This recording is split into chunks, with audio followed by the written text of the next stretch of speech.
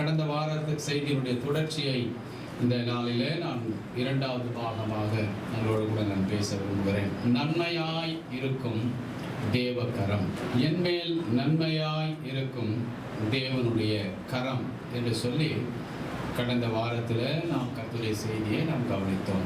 அதன் தொடர்ச்சியாக இரண்டாவது பாகமாக நாம் இன்றைக்கு கர்த்தருடைய வார்த்தையை நாம் கவனிக்க போகிறோம். அதற்கு ஆதாரமாக நெகேமியாவின் புஸ்தகம் 2ஆம் அதிகாரம் 18வது வசனத்தை வாசிக்க கேட்கலாம். என் தேவனுடைய கரம், என் தேவனுடைய கரம் என்மேல் நன்மையாக இருக்கிறதையும், என்மேல் நன்மையாக இருக்கிறதையும், ராஜா என்னோடு சொன்ன வார்த்தைகளையும், ராஜா என்னோடு சொன்ன வார்த்தைகளையும் அவர்களுக்கு அறிவித்தேன். அப்பொழுது அவர்கள் எழுந்து கட்டுவோம் வாருங்கள் என்று சொல்லி அந்த நல்ல வேலைக்கு தங்கள் கைகளை திடப்படுத்தினார்கள். கண்களை மூடி ஜெபிப்போம். பரலோக பிதாவே, இயேசு கிறிஸ்துவின் பரிசுத்தமான நாமத்தினாலே இந்த வேத வசன பகுதிக்காக நான் உமக்கு நன்றி செலுத்துகிறேன். இந்த வசனத்தை நீர் எங்களுக்கு ஆசீர்வதித்து தாரும். இந்த வசனத்தின் மூலமாய் நீர் எங்களோடு என்ன பேச வேண்டும் என்று விரும்புகிறதோ கர்த்தாவே நீர் அதை பேசுவீராக. கடந்த வாரத்தில் எங்களோடு நீர் இந்த வார்த்தை மூலமாய் பேசினீர்.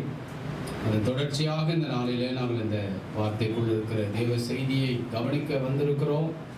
பரலோகத்தின் தேவன் எங்களுக்கு அனுக்கிரகம் பாராட்டுகிறாக. உங்களுடைய வார்த்தையை புரிந்து கொள்ள, அதை ஏற்றுக்கொள்ள மனப்பக்குவத்தையும் பலனையும் எங்களுக்கு தாரும். பரிசுத்த ஆவியானவர் மாத்திரமே இந்த செய்தியை நீர் எங்களுக்கு விளங்க பண்ண முடியும்.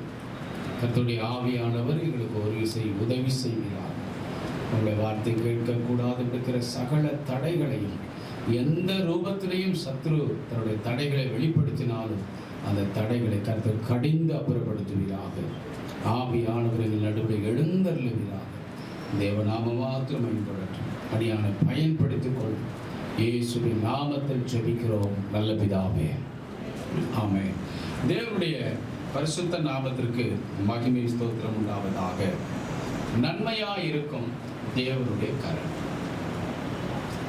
இங்கே நெகேமியா தேவனுடைய கரம் என்மேல் நன்மையாய் இருக்கிறது என்று அவர் சொல்கிறார். இந்த காரியத்தை கடந்த வாரத்தில் நாம் கவனிக்கும் பொழுது தேவனுடைய கரம் எப்பொழுது நம்மேல் வைக்கப்படும் என்று பார்த்தோம்.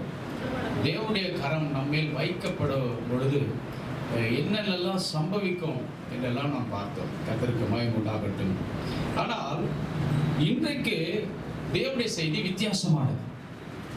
அதை ஏற்றுக்கொள்ளக்கூடிய மன பக்குவத்தை கர்த்தர் நமக்கு ஏற்படுத்துவாரானால் அது நலமாயிருக்கும் என்று நான் விசுவாசிக்கிறேன். தேவனுடைய கரம் ஒருபோதும் தம்முடைய பிள்ளைகள் மேலே தீமைக்காக வைக்கப்படுவதே இல்லை. தேவனுடைய கரம் ஒரு கர்த்தருடைய பிள்ளை மேலே அது நன்மைக்காக மாத்திரமே வைக்கப்படுகிறது. கர்த்தருக்கு மகிமை ஸ்தோத்திரம் உண்டாவதாக. வேத புத்தகத்தில் அநேக இடங்களில் நான் கர்த்தருடைய கரத்தை குறித்து உட்கார்ந்து ஆலோசித்தேன், யோசித்தேன், தியானித்து பார்த்தேன். ஆனால் ஒரு பெண் மாத்திரம்தான் சொல்றா, கர்த்தருடைய கரம் எனக்கு விரோதமாக இருக்கிறது. கர்த்தருடைய கரம் என்மேல் நன்மையாய் இருக்கிறது என்று நெகேமியாய் சொல்லி அவன் என்ன செய்கிறான்? 70 ஆண்டு காலமாய் கட்டப்படாத அலங்கத்தை கட்டுவதற்காக அவன் மேல் கர்த்தருடைய கரம் நன்மையாக வைக்கப்பட்டிருந்ததாம். அதனால எழுந்து கட்டுவோம் வாருங்கள் என்று சொல்லி அநேகருடைய கைகளை பலப்படுத்தினார்கள். ஆண்டவருக்கு மகிமை ஸ்தோத்திரம் உண்டாவதாக. ஆனால் வேத புத்தகத்தில் ஒரு பெண் இப்படியாய் சொல்லுகிறார், கர்த்தருடைய கரம் எனக்கு விரோதமாய் இருக்கிறது. பிரியமான தேவ ஜனமே, தேவனுடைய கரம் நன்மையாய் இருப்பதற்குத்தான் நம்மேல் வைக்கப்படுவதே தவிர தேவனுடைய கரம் நம்மேல் தீமைக்காக வைக்கப்படுவது இல்லை. ஆனால் ஒரு பெண் சொல்லுகிறாள், தேவனுடைய கரம் எனக்கு விரோதமாய் இருக்கிறது. யார் அந்த பெண்? அவள்தான் சரித்திரத்தில் இடம் பிடிக்க வேண்டியவள். அவள் பிடிக்க வேண்டிய இடத்தை அவள் மருமகள் பிடித்து விட்டாள். அவள்தான் நகோமி என்கிறதான ஒரு பெண். அவள் சொல்லுகிறாள், வாசித்து பாருங்கள், ரூத்தினுடைய சரித்திர புஸ்தகம் 1ஆம் அதிகாரம் 13வது வசனம். அவர்கள் பெரியவர்கள் ஆகும் மட்டும் அவர்கள் பெரியவர்களாகும் மட்டும் புருஷருக்கு வாழ்க்கைப்படாதபடிக்கு நீங்கள் பொறுத்திருப்பீர்களோ நீங்கள் பொறுத்திருப்பீர்களோ அது கூடாது. என் மக்களே கர்த்தருடைய கை எனக்கு விரோதமாய் இருக்கிறதினால் பாருங்கள், கர்த்தருடைய கரம் எனக்கு விரோதமாய் இருக்கிறதுனால் உங்கள் நிமித்தம் எனக்கு மிகுந்த விசனம் இருக்கிறது என்றார். மிகுந்த விசனம் இருக்கிறது என்று இந்த நகோமி சொல்லுகிறார். இந்த நகோமியினுடைய இந்த ரூத்துடைய சரித்திர புஸ்தகம் நியாயமாய் யாருடைய பெயரில் இந்த சரித்திர புஸ்தகம் எழுதப்பட்டு இருக்க வேண்டும் என்று சொன்னால் இது நகோமியின் சரித்திர புஸ்தகமாக எழுதப்பட்டிருக்க வேண்டும். ஆண்டவருடைய கரம் நகோமியுடைய வீட்டின் மேல் நன்மையாக வைக்கப்பட்டிருந்தது. எலிமெலேக் என்று சொல்லக்கூடிய நகோமியுடைய கணவர் மேல் இந்த நகோமியுடைய 2 பிள்ளைகளாகிய மக்லோன் கிலியோன் என்று சொல்லக்கூடிய 2 பிள்ளைகள் மேலேயும் நன்மையாகத்தான் வைக்கப்பட்டிருந்தது. ஆனால் அவள் கடந்து வந்த பாதைகளில் அவள் ஒரு காரியத்தை தவறாக விளங்கி கொண்டாள். கர்த்தருடைய கரம் என்மேல் விரோதமாக இருக்கிறது, என்மேல் தீமையா இருக்கிறது என்று அவள் விளங்கி கொண்டாள். பிரியமான கர்த்தருடைய இந்த புஸ்தகத்தை நீங்க 4 அதிகாரம் தான் இருக்கும் இந்த ரூத்துடைய சரித்திர புஸ்தகம். இப்ப பாருங்க, இதுல இடம் பிடிக்க வேண்டியது யாருன்னா நகோமி இடம் பிடிச்சிருக்கணும். நகோமியின் சரித்திர புஸ்தகமா எழுதப்பட்டிருக்கணும். ஆனா இந்த புஸ்தகத்தினுடைய தலைப்பு வேறொரு ஆளுக்கு கொடுக்கப்பட்டு விடுது. இவளுக்கு பின்பதாக வந்த, இவளை பின்பற்றின சில நேரத்துல நமக்கு கிடைக்க வேண்டிய பெயர், நமக்கு கிடைக்க வேண்டிய அந்தஸ்து வேறொரு நபருக்கு போவதற்கு கூட வாய்ப்புகள் உண்டு. கர்த்தருக்கு மகிமை ஸ்தோத்திரம் உண்டாவதாக. ஆனால் நாம் விளங்கிக் கொள்ள வேண்டியதை சரியாக விளங்கிக் கொள்ள வேண்டும். கர்த்தருடைய கரம் என்மேல் தீமையாக அல்ல, விரோதமாக அல்ல, என்மேல் நன்மையாகத்தான் அது வைக்கப்பட்டிருக்கிறது என்று யார் ஒருவர் விசுவாசத்தோடு அந்த கரத்தை தன் மேல இருக்கிறதை நம்புகிறார்களோ அவங்களுடைய வாழ்க்கை சரித்திரத்தில் இடம் பிடிக்க தேவன் உதவி செய்வார். அவருடைய சரித்திரத்தை வேறு ஒருவருக்கு கற்றுத் தர மாட்டார். ஆண்டவருடைய நாமத்துக்கு மகிமை உண்டாவதாக. இந்த ரூத்துடைய சரித்திர புஸ்தகத்துல இந்த நகோமியை குறித்து, அவருடைய மாமியாரை குறித்த ஆங்காங்கே சில காரியங்கள், சரித்திரங்கள் எழுதப்பட்டிருக்கிறது. நகோமியின் சரித்திர புஸ்தகம் என்று எழுத வேண்டிய இடத்துல ரூத்தின் சரித்திர புஸ்தகம் என்று எழுதப்பட்டிருக்கிறது. அப்படியானால் இந்த சரித்திரத்திற்கு தலைப்பாக வர வேண்டியவள் அவளுடைய வாழ்க்கையில சில காரியங்களை தவறாக புரிந்து கொண்டது நிமித்தம் அவள் சில நன்மைகளை, ஆசீர்வாதங்களை, சில காரியங்களை தவறவிட்டு விட்டாள். நாம் தவறாக புரிந்து கொள்வோமானால் நாம் சில காரியங்களை தவறு விட்டு விடுவோம் என்பதில் கவனமாயிருங்கள். நாம் எத்தனையோ காரியங்களை தவற விட்டு இருக்கிறோம். காரணம் என்ன? தவறாக புரிந்து கொண்டோம். தவறாக புரிந்து கொள்ளுகிறவர்கள் தங்களுடைய நன்மைகளையும் ஆசீர்வாதங்களையும் தவற விட்டு விடுவார்கள். ஏன்? தங்களுடைய பெயரை கூட அவர்கள் மேன்மையான அந்தஸ்தில் வருவதற்கு தேவன் விரும்புகிற அந்த விருப்பத்தை அவர்கள் நிறைவேற்றக்கூடாதபடி அதையும் தவற விட்டு விடுவார்கள். உடைய கவனத்திற்கு நான் இந்த காரியங்களை கொண்டு வருகிறேன். ஆண்டவர்களோடு கூட பேசுவாராக. இந்த நகோமியினுடைய வாழ்க்கையில கர்த்தருடைய கரம் ஏன் தீமையாக, விரோதமாக மாறினது? தேவனுடைய கரம் எனக்கு நன்மையா இருக்கிறது சொன்ன நெகேமியா, ஆனால் இங்க இந்த நகோமியினுடைய புஸ்தகத்துல நகோமியுடைய வாழ்க்கையில மாத்திரம் நன்மையா இருக்க வேண்டிய தேவனுடைய கரம் ஏன் அவளுக்கு விரோதமாக மாறினது?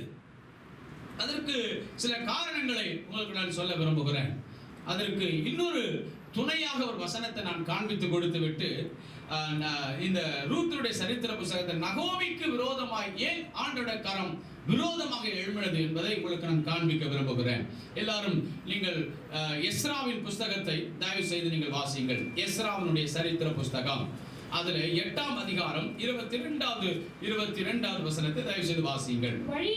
வழியிலே சத்துருவை விலக்கி எங்களுக்கு துணை செய்யும்படிக்கு நான் ராஜாவிடத்தில் சேவகரையும் குதிரை வீரரையும் கேட்க வெட்கப்பட்டிருந்தேன். எங்கள் தேவனுடைய கரம் நம்மை தேடுகிறவர்கள் எல்லார் மேலும், கவனிங்க அந்த வார்த்தை பாருங்கள், எங்கள் தேவனுடைய கரம் நம்மை தேடுகிறவர்கள் எல்லார் மேலும் அவர்களுக்கு நன்மையாக இருக்கிறது என்று. அந்த வார்த்தையை மறந்துடக்கூடாதுங்க. தேவனுடைய கரம் எல்லார் மேலேயும் எப்படி வைக்கப்பட்டிருக்கா?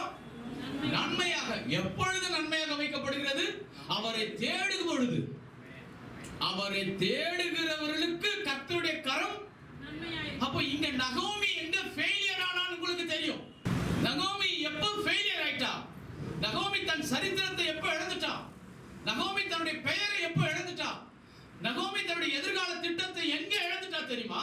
தேவனுடைய கரம் அவள் மேல் இல்லை என்று எழுதப்படவில்லை, இருக்குது. ஆனால் நன்மையா இருக்க வேண்டிய கரம் தீமையா மாறிவிட்டது. தேவன் விலகல, தேவனுடைய கரம் அவளை விட்டு தூர போல. நன்மை செய்ய வேண்டிய கரம் இப்ப அவருடைய வாழ்க்கையில் எது செய்து? தீமையை செய்து கொண்டிருக்கிறது. ஏன்? அவளுக்கு மாத்திரம் நன்மை செய்ய வேண்டிய கரம் தீமையை செய்து கொண்டிருக்கிறது. இங்க எஸ்ரா தெளிவாக சொல்லுகிறார், தம்மை தேடுகிற எல்லார் மேலும் அவர்களுக்கு நன்மையாய் இருக்கிறது என்றும் அவருடைய வல்லமையும் அவருடைய கோபமும் அவரை விட்டு விலகுகிறவர்கள் எல்லார் மேலும் இருக்கிறது என்றும் நாங்கள் ராஜாவுக்கு சொல்லியிருந்தோம். கர்த்தருக்கு மகிமை ஸ்தோத்திரம் உண்டாவதாக. நாங்கள் ராஜாவுக்கு ஒன்னு சொல்லியிருந்தோம். ராஜாவே, நாங்க ஏன் உங்க கையில குதிரை வீரரை கேட்கல, பாதுகாப்பு கேட்கல தெரியுமா? நாங்க இந்த பாபிலோன்ல இருந்து எருசலேம் போவதற்கு பலவிதமான நூற்றுக்கணக்கான கிலோமீட்டர் மைல் தூரம் இருக்கிறது. அதுல பல ஆபத்துகள் உண்டு. ஆனா நாங்க இந்த பிரயாணத்துல ஒரு பெரிய நீண்ட பிரயாணம் பண்ண போறோம். இந்த பிரயாணத்துல எங்களுக்கு பாதுகாப்பு தேவை. எங்களுக்கும் எங்கள் பொருட்களுக்கும் எங்கள் பிள்ளைகளுக்கும் எங்களுக்கு பாதுகாப்பு தேவை. ஆகவே நாங்கள் உம்மிடத்துல உம்முடைய கரத்தை நாங்கள் ஏன் எதிர்பார்க்கல தெரியுமா? எங்கள் தேவனுடைய கரம் எங்கள் மேல் நன்மையா வைக்கப்பட்டிருக்கிறது. Praise the Lord. வைக்கப்பட்டிருக்கிற கரம் எப்ப செயல்படும்னா நாங்கள் அவரை தேடும் பொழுது. எல்லா விசுவாசி மேலையும் எல்லா தேவனுடைய பிள்ளை மேலையும் கர்த்தருடைய கரம் வைக்கப்பட்டிருக்கிறது. எப்பொழுது வைக்கப்பட்டது? நீங்கள் எப்பொழுது அவரை ரட்சகராக ஏற்றுக்கொண்டீர்களோ, நீங்கள் எப்பொழுது அவரை தேவனை ஏற்றுக்கொண்டீர்களோ, அப்பவே அவருடைய கரம் உங்கள் மேல் வைக்கப்பட்டது. அப்பொழுது அவருடைய கரங்கள் மேல் வைக்கப்பட்டு விட்டது. எதற்காக வைக்கப்பட்டிருக்கிறது? நன்மையாக வைக்கப்பட்டிருக்கிறது. தயவு செய்து கவனிக்க வேண்டும். இல்லைன்னா இந்த செய்தியை நீங்க தவறா புரிந்து கொள்வீங்க. கொஞ்சம் நீங்க கவனம் குறைவா இருந்தீங்கன்னா இந்த செய்தியை நீங்க தப்பா புரிஞ்சுக்குவீங்க. அதனால கவனமா கேளுங்க கர்த்தருடைய வார்த்தை. ஆண்டவருடைய நாமத்துக்கு மகிமை ஸ்தோத்திரம் உண்டாவதாக. பாருங்கள், இந்த இடத்துல எஸ்ரா சொல்லுகிறார், நாங்கள் ராஜாவை ஏன் உம்மிடத்துல குதிரை வீரரை கேட்கல, ஏன் உம்மிடத்துல காலாட்படையை கேட்கல, யுத்த வீரரை கேட்கல, இவங்களே எங்களுக்கு பாதுகாப்பா இருப்பார்கள் தெரியும். ஆனால் நாங்கள் ஏன் உம்மிடத்துல கேட்கவில்லை? உம்மை தேடுவதை விட எங்கள் தேவனுடைய கரம் எங்கள் மேல் ஏற்கனவே வைக்கப்பட்டு விட்டாயிற்று. இப்போ இந்த தேவனுடைய கரம் எங்களுடைய வாழ்க்கையில செயல்பட வேண்டுமானால் நாங்கள் செய்ய வேண்டும். எங்கள் தேவனை நாங்கள் தேட வேண்டும். ராஜாவின் கை எங்கள் மேல் வைக்கப்பட்டிருந்தால் நாங்கள் ராஜாவை தானே தேடணும். Praise the Lord. ஒரு மந்திரியுடைய கை எங்கள் மேல் வைக்கப்பட்டிருந்தா ஒரு மந்திரியை தானே தேடணும். ஒரு பாஸ்டருடைய கை எங்கள் மேல் வைக்கப்பட்டிருந்தா ஒரு பாஸ்டரை தானே தேடணும். ஆனா எங்கள் மேல் வைக்கப்பட்டிருக்கிற கரம் யாருடையது? எங்கள் தேவனுடைய கரம். அப்படியான நாங்கள் தேட வேண்டியது யாரை தேடணும்? யார் எங்கள் மேல் கைகளை வைத்திருக்கிறாரோ அவரை தேடினால் தம்மை தேடுகிற யாவருக்கு அவர் நன்மை செய்கிறவராயிருக்கிறார். அவரை தேடாமல் யார் ஒருவர் அவரை விட்டு விலகிறார்களோ அவர்களுக்கு இந்த கரம் என்னவா மாறுதான்? தீமையை செய்யக்கூடிய கரமாய் மாறுகிறது. இங்கதான் நாம் கர்த்தரை தூஷிக்கிறோம், இங்கதான் நாம் தேவனை திட்டுகிறோம், தேவனை புறக்கணிக்கிறோம். இந்த ஆண்டவருக்கு கண் இல்லையா? இந்த ஆண்டவருக்கு கொஞ்சம் கூட என் வாழ்க்கை பற்றி அக்கறை இல்லையா? இந்த தேவனை எதற்கு புறமுதுகுல நாம் பேசுகிறோம், குத்துகிறோம் தெரியுமா? தேவனுடைய கரம் எல்லா பிள்ளைகளும் வைக்கப்பட்டிருக்கிறது. தேவன் நம்மை விட்டு விலகல, தேவன் நம்மை கைவிடல, கரத்தை மேல வைத்திருக்கிறார். ஏன் அந்த கரம் செயல்படவில்லை என்றால் அந்த கரம் செயல்படாததுக்கு காரணம் தேவன் அல்ல, சத்துரு அல்ல, நாம் தான் அதற்கு காரணமாக இருக்கிறோம். ஆண்டவருடைய பரிசுத்த நாமத்துக்கு மகிமை ஸ்தோத்திரம் உண்டாவதாக. பிரியமானவர்களே, இந்த பிரயாணத்துல இவங்க தேவனை தேடினாங்க, கர்த்தருடைய கரம் இவங்க மேல வைக்கப்பட்டது. இப்ப நகோமியுடைய புத்தகத்துக்கு வாங்க, ரூத்துடைய சரித்திரத்துக்கு வந்தீங்கன்னா நீங்க 1ஆம் அதிகாரத்துல முதல் வசனத்தை வாசித்து பார்த்தீங்கன்னா ரூத்துடைய சரித்திர புத்தகத்துல எல்லாரும் நல்லா கவனிங்க. அங்க ஒரு பெரிய பஞ்சம் வந்து விட்டது. நியாயாதிபதிகள் வாழ்ந்த காலகட்டத்துல வாசிங்க. நியாயாதிபதிகள் நியாயம் விசாரித்து வரும் நாட்களில் நியாயம் விசாரித்து வரும் நாட்களில் தேசத்திலே பஞ்சம் உண்டாயிற்று. தேசத்திலே பஞ்சம் உண்டாயிற்று. அப்பொழுது யூதாவில் உள்ள பெத்லகேம் ஊரானாகிய ஒரு மனுஷன் தன் மனைவியோடும் இரண்டு குமாரரோடும் கூட மோவாப் தேசத்திலே போய் சஞ்சரித்தான். நன்றாக கவனிங்கள். இவர்கள் இருக்கிறது பெத்லகேம், யூதேயா என்று சொல்லக்கூடிய இஸ்ரவேல் தேசத்தினுடைய ஒரு பகுதியிலே இவங்க குடியிருக்கிறாங்க. ஆனால் இப்பொழுது இவளுக்கு ஒரு பஞ்சம் வந்து விட்டது. சுற்றிலும் இருக்கிற எல்லா யூதா தேசத்திலே, இஸ்ரவேல் தேசத்திலே ஒரு பஞ்சம் வந்த போது, இந்த பஞ்சம் வந்த உடனே இவர்கள் தங்களுடைய அண்டை நாடுகள், இஸ்ரவேல் தேசத்துக்கு அண்டை நாடு அருகாமல் இருக்கிற நாடு, நமக்கு எப்படி பாகிஸ்தான் அருகாமல் இருக்கிறதோ, நமக்கு எப்படி பக்கத்துல சில நாடுகள் சைனா இருக்கிறதோ, அப்படியே அண்டை நாடு அவர்களுக்கு மோவாப். அன்றைக்கு அந்த மோவாப் தேசம் செழிப்பா இருந்தது. ஆகவே இவர்கள் தேவனிடத்துல உத்தரவு கேட்காமல் தாங்கள் இருக்கிற இடத்துல வறட்சி, பஞ்சம், பசி, பட்டினி இருந்த போதிலும் தேவனை தேடாமல், தேவனுடைய அனுமதி இல்லாமல், செழிப்பு அவருடைய பார்வைக்கு காணப்படும் பொழுது அந்த ஆண்டவரை தேடாமலேயே, ஆண்டவருடைய அனுமதியை பெறாமலேயே அவர்கள் என்ன செய்கிறார்கள்? மோவாபுக்கு பிரயாணப்படுகிறார்கள். கர்த்தருக்கு மகிமை உண்டாகட்டும். இதே போல ஆபிரகாம் காலத்துல ஒரு பஞ்சம் வந்தது. ஆமென். அப்படி பிரயாணப்பட்டு தான் தன் மனைவியை இழக்க வேண்டிய ஒரு சூழ்நிலை வந்தது. Praise the Lord. இதே போலதான் ஈசாக்கு காலத்திலேயே ஒரு பஞ்சம் வந்தது. 26ஆம் அதிகாரத்துல ஆதியாகமம் முதல் வசனத்தில் எழுதப்பட்டிருக்கிறது, ஆபிரகாமுடைய நாட்களில் உண்டான பஞ்சத்தை இல்லாமல் இன்னும் ஒரு பஞ்சம் தேசத்தில் உண்டாயிற்று. Praise the Lord. இன்னும் ஒரு பஞ்சம் தேசத்தில் உண்டாயிற்று. தயவு செய்து கவனிங்கள். அந்த நாட்கள்ல, ஆபிரகாமுடைய நாட்கள்ல பஞ்சம் உண்டானதை ஈசாக்கு பார்த்திருக்கிறார். ஏனென்றால் கவனிங்க, ஆபிரகாமுக்கு 100 வயதா இருக்கும் போது ஈசாக்குக்கு 1 வயது. ஆபிரகாம் 175 வயதுல மரிக்கும் பொழுது ஈசாக்குக்கு 75 வயது. கர்த்தருக்கு மகிமை உண்டாகட்டும். இப்பொழுது அப்பாவுடைய எல்லா காரியங்களும், அவருடைய அனுபவங்கள் எல்லாம் ஈசாக்கு நல்லா பார்த்து தேறின ஒரு நபரா இருக்கிறார். இப்ப பாருங்க, ஆபிரகாம் நாட்கள்ல பஞ்சம் வந்த போது அந்த பஞ்சம், கவனிங்க, வறட்சி பார்வையை எங்க இழுத்துட்டு போகுதுன்னா செழிப்பு இருக்கிற இடத்துக்கு இழுத்துட்டு போவோம். Praise the Lord. அது ஆவிக்குரியவர்களும் பரிசுத்தவான்கள் தப்ப முடியாது. எல்லாரையும் அது இழுத்துட்டு போவோம்.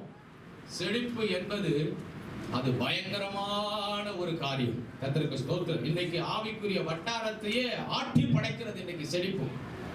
கவனிங்க, நம்முடைய தேவன் தம்முடைய பிள்ளைகளை ஒரு மேன்மையான இடத்திலிருந்து அவர்களை வெளியே வரவழைத்தார்.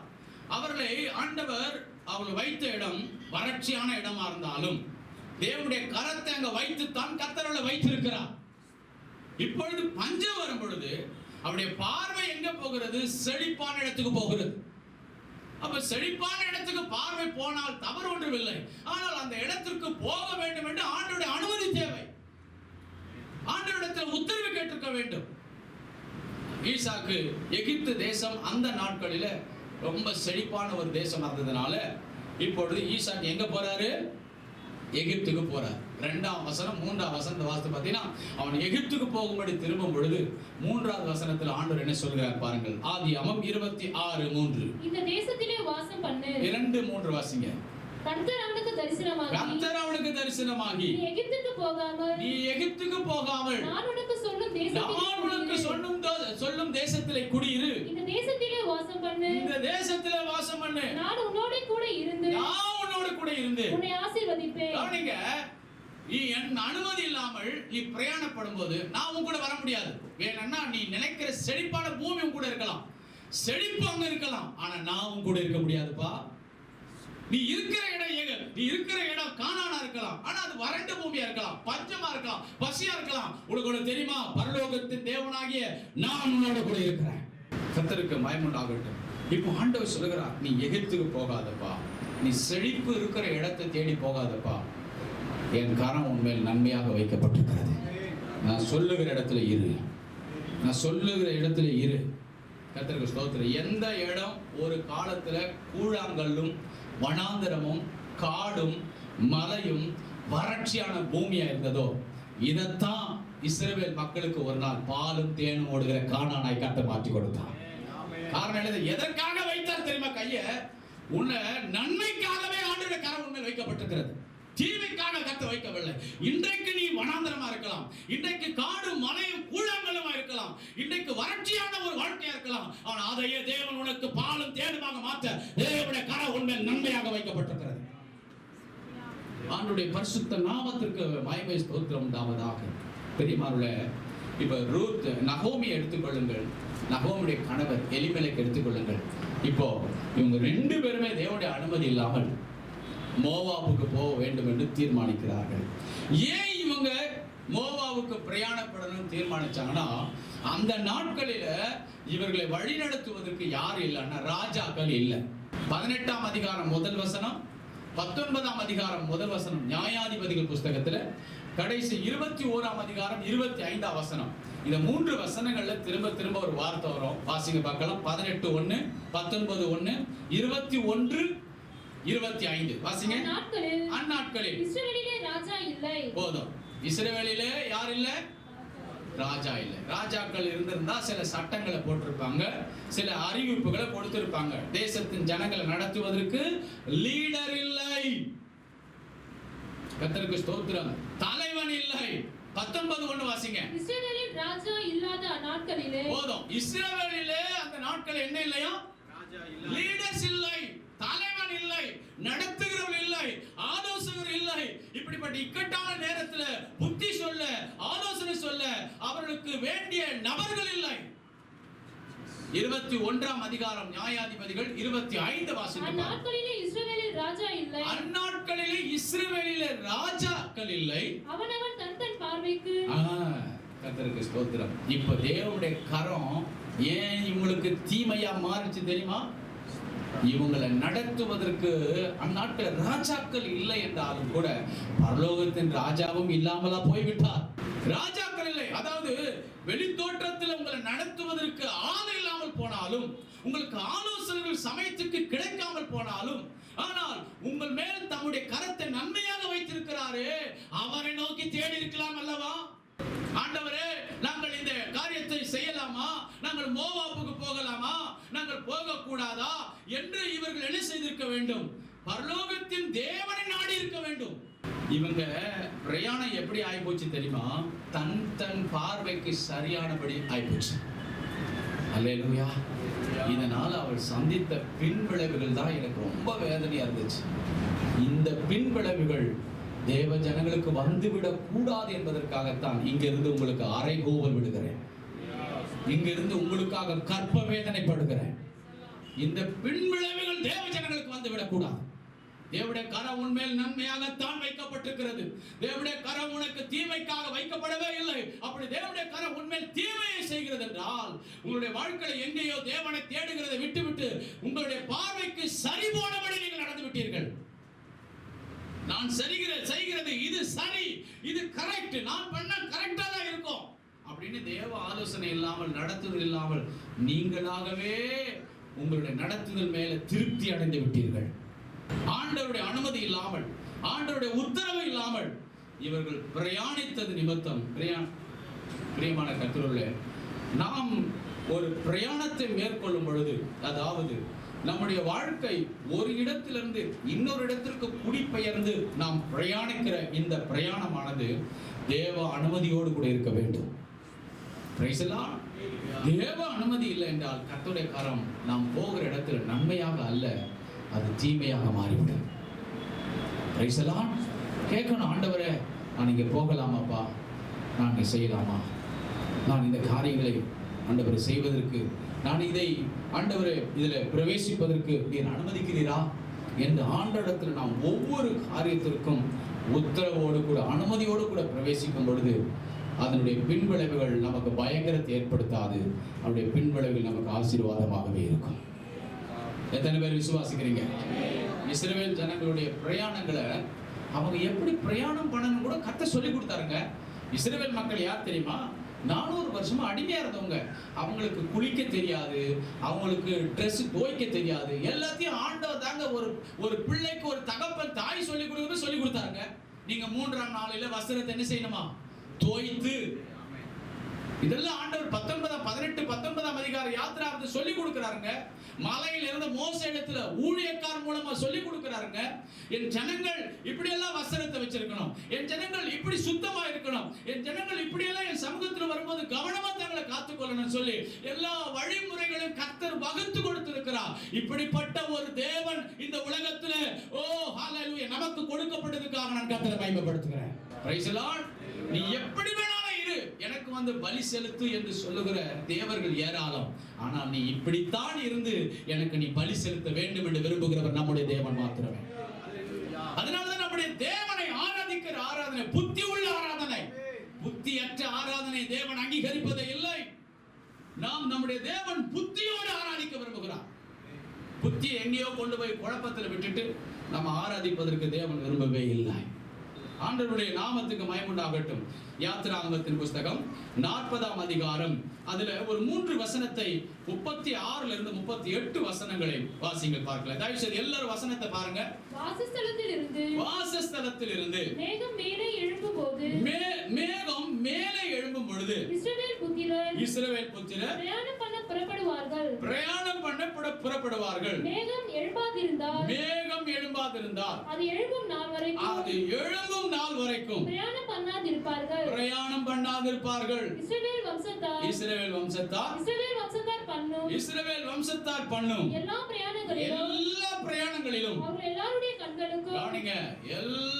பிரயாணங்களிலும் அவருடைய எல்லாருடைய கண்களுக்கு பிரத்யட்சமாய் பகலில் கர்த்தருடைய மேகமும் இரவில் அக்கினியும் வாசஸ்தலத்தின் மேல் தங்கி இருந்தது. அல்லேலூயா.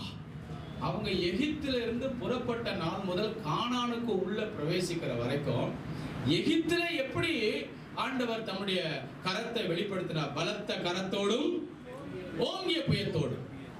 இப்போ கர்த்தருடைய கரத்தை இப்ப எப்படி மாற்றி அமைக்கிறார் தெரியுமா? மேக ஸ்தம்பமாகவும் அக்கினி. எப்பவுமே கர்த்தருடைய கரம் மேல இருக்கிறது, மேக ஸ்தம்பம் அவங்க மேல இருக்கிறது, அக்கினி ஸ்தம்பம் அவங்க மேல இருக்கிறது. ஆண்டவருடைய கரம் அவங்க மேல வைக்கப்படுவதாகவே ஆண்டவர் அதை காண்பித்தார். இப்ப பாருங்க, இவங்க ஒரு காரியத்தை இவங்களுக்கு ஏன்னா ஒன்றுமே தெரியாது, அடிமையா இருந்து வந்தவங்க, எல்லாத்தையும் கர்த்தர் தான் சொல்லி கொடுக்கிறார். இங்க பாருங்கப்பா, நீங்க எப்படி பிரயாணம் பண்ணனா, என் மேகத்தை நான் ஆசரிப்பு கூடாரத்துல தேவனை ஆராதிக்கிற கூடாரத்து மேல சபை மேல என் மேகத்தை நான் அனுப்புவேன்.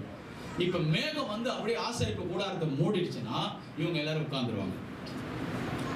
மேகம் எழும்பாத வரைக்கும் இவங்க எழுத மாட்டாங்க. இதான் அவங்களுக்கு தேவ சித்தம். இந்த மேகம் எப்போ அந்த ஆசரிப்பு கூடாரமாகிய இன்றைக்கு இருக்கிற சபை ஆலயம் அதற்கு ஒப்பானது ஆசரிப்பு கூடாரம். அந்த ஆசரிப்பு கூடாரத்தை விட்டு ஆண்டவருடைய ஆலயத்தை விட்டு எப்பொழுது மேகம் எழும்பி மேல போகிறதோ அப்போ இவங்களுக்கு தெரிஞ்சு கர்த்தர் பிரயாணப்பட சொல்றாரு. அப்ப பிரயாணப்படுவதை கூட எவ்வளவு கவனமா அவங்களுக்கு சொல்லி கொடுத்திருக்கிறார் பாருங்க. அப்ப கண்ணாபின்னாலும் பிரயாணம் பண்ணக்கூடாது. Praise the Lord. நம்முடைய வாழ்க்கைங்க பிரயாணம் என்பது நம்முடைய வாழ்க்கை. நம்முடைய பிரயாணம் பாதியில முடிஞ்சிடக்கூடாது. நம்முடைய பிரயாணம் முக்கால் பாகம் முடிச்சிட்டங்க, பாதியில விட்டுட்டங்க. இல்ல, நாம் திருப்தியாக வாழ்ந்து முடித்து நம்முடைய பிரயாணத்தை நிறைவாக நாம் நிறைவு செய்ய வேண்டும். Praise the Lord. ஆண்டவருக்கு மகிமை ஸ்தோத்திரம் உண்டாவதாக. இஸ்ரவேல் மக்களுடைய பிரயாணத்தை கர்த்தர் அவர்களுக்கு கற்றுக் கொடுத்தார். மேகம் இறங்கி விட்டால் நீ எழுந்திருக்கவே கூடாது. Praise the Lord. கர்த்தருக்கு ஸ்தோத்திரம்.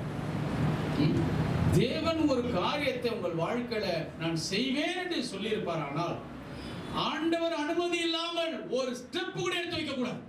இஸ்ரவேல் மக்களுடைய அடுத்த அடி எப்ப எடுத்து வைக்கணும் தெரியுமா? மேகம் எழும்பணும். இந்த மேகத்துக்கு உள்ளதான் புதிய ஏற்பாட்டு காலத்துல 17ஆம் அதிகாரத்துல ஒரு சத்தம் வந்தது. இந்த மேகம் என்று சொன்னால் கவனிங்க, இது பரிசுத்த ஆவியானவரை குறிக்கிறது. பரிசுத்த ஆவியானவருடைய நடத்துதலுக்கு நம்ம ஒப்பு கொடுக்கணும். பரிசுத்த ஆவியானவர் எப்பொழுது நம்மேல் இறங்கினாரோ, இறங்கி ஒரு மூலையில பூட்டி வைப்பதற்காக அல்ல. அவர் சொல்லணும், மகளே எழுந்திரு, மகனே எழுந்திரு, மகனே உட்காரு, மகனே செய் அப்படின்னு உள்ள இருந்து கமாண்ட் பண்ணணும், உள்ள இருந்து நடத்தணும். அவர் உங்களை கைட் பண்ணணுங்க,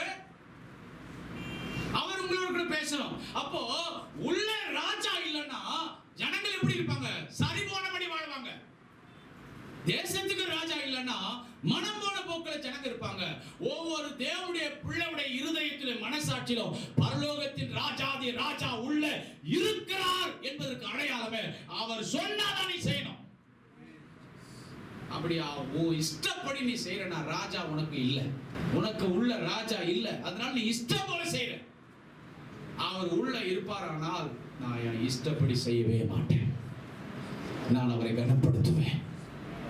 அவர் என்னை எழுப்ப சொல்லும் பொழுது நான் எழுப்புவேன், அவர் என்னோடு கூட பேசி என்னை நடத்தும் பொழுது நான் நடப்பேன். அல்லேலூயா.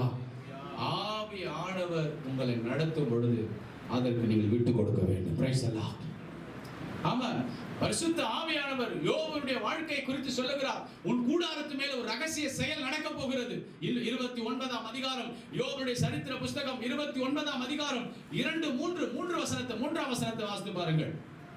சென்று போன மாதங்களிலும் தேவன் என்னை காப்பாற்றி வந்த நாட்களிலும் எனக்கு உண்டாயிருந்த சீர் இப்பொழுது இருந்தால் நலமாயிருக்கும். அப்பொழுது அவர் தீபம், அப்பொழுது எப்பொழுது நான் சந்தோஷமா எல்லா சீரும் சிறப்பும் இருக்கும் பொழுது அப்பொழுது அவர் தீபம், அவருடைய வெளிச்சம், அவருடைய தீபம் என் தலையின் மேல் இருந்தது, பிரகாசித்தது. அவர் அருளின வெளிச்சத்தினால் இருளை கடந்து போனேன். தேவனுடைய ரகசிய செயல். கவனிங்க, ஒரு காலத்துல செல்வ சீர் இருந்தது, செழிப்பு இருந்தது, ஆசீர்வாதம் இருந்தது, வெளிச்சம் இருந்தது, என் தலையின் மேல தீபம் இருந்தது.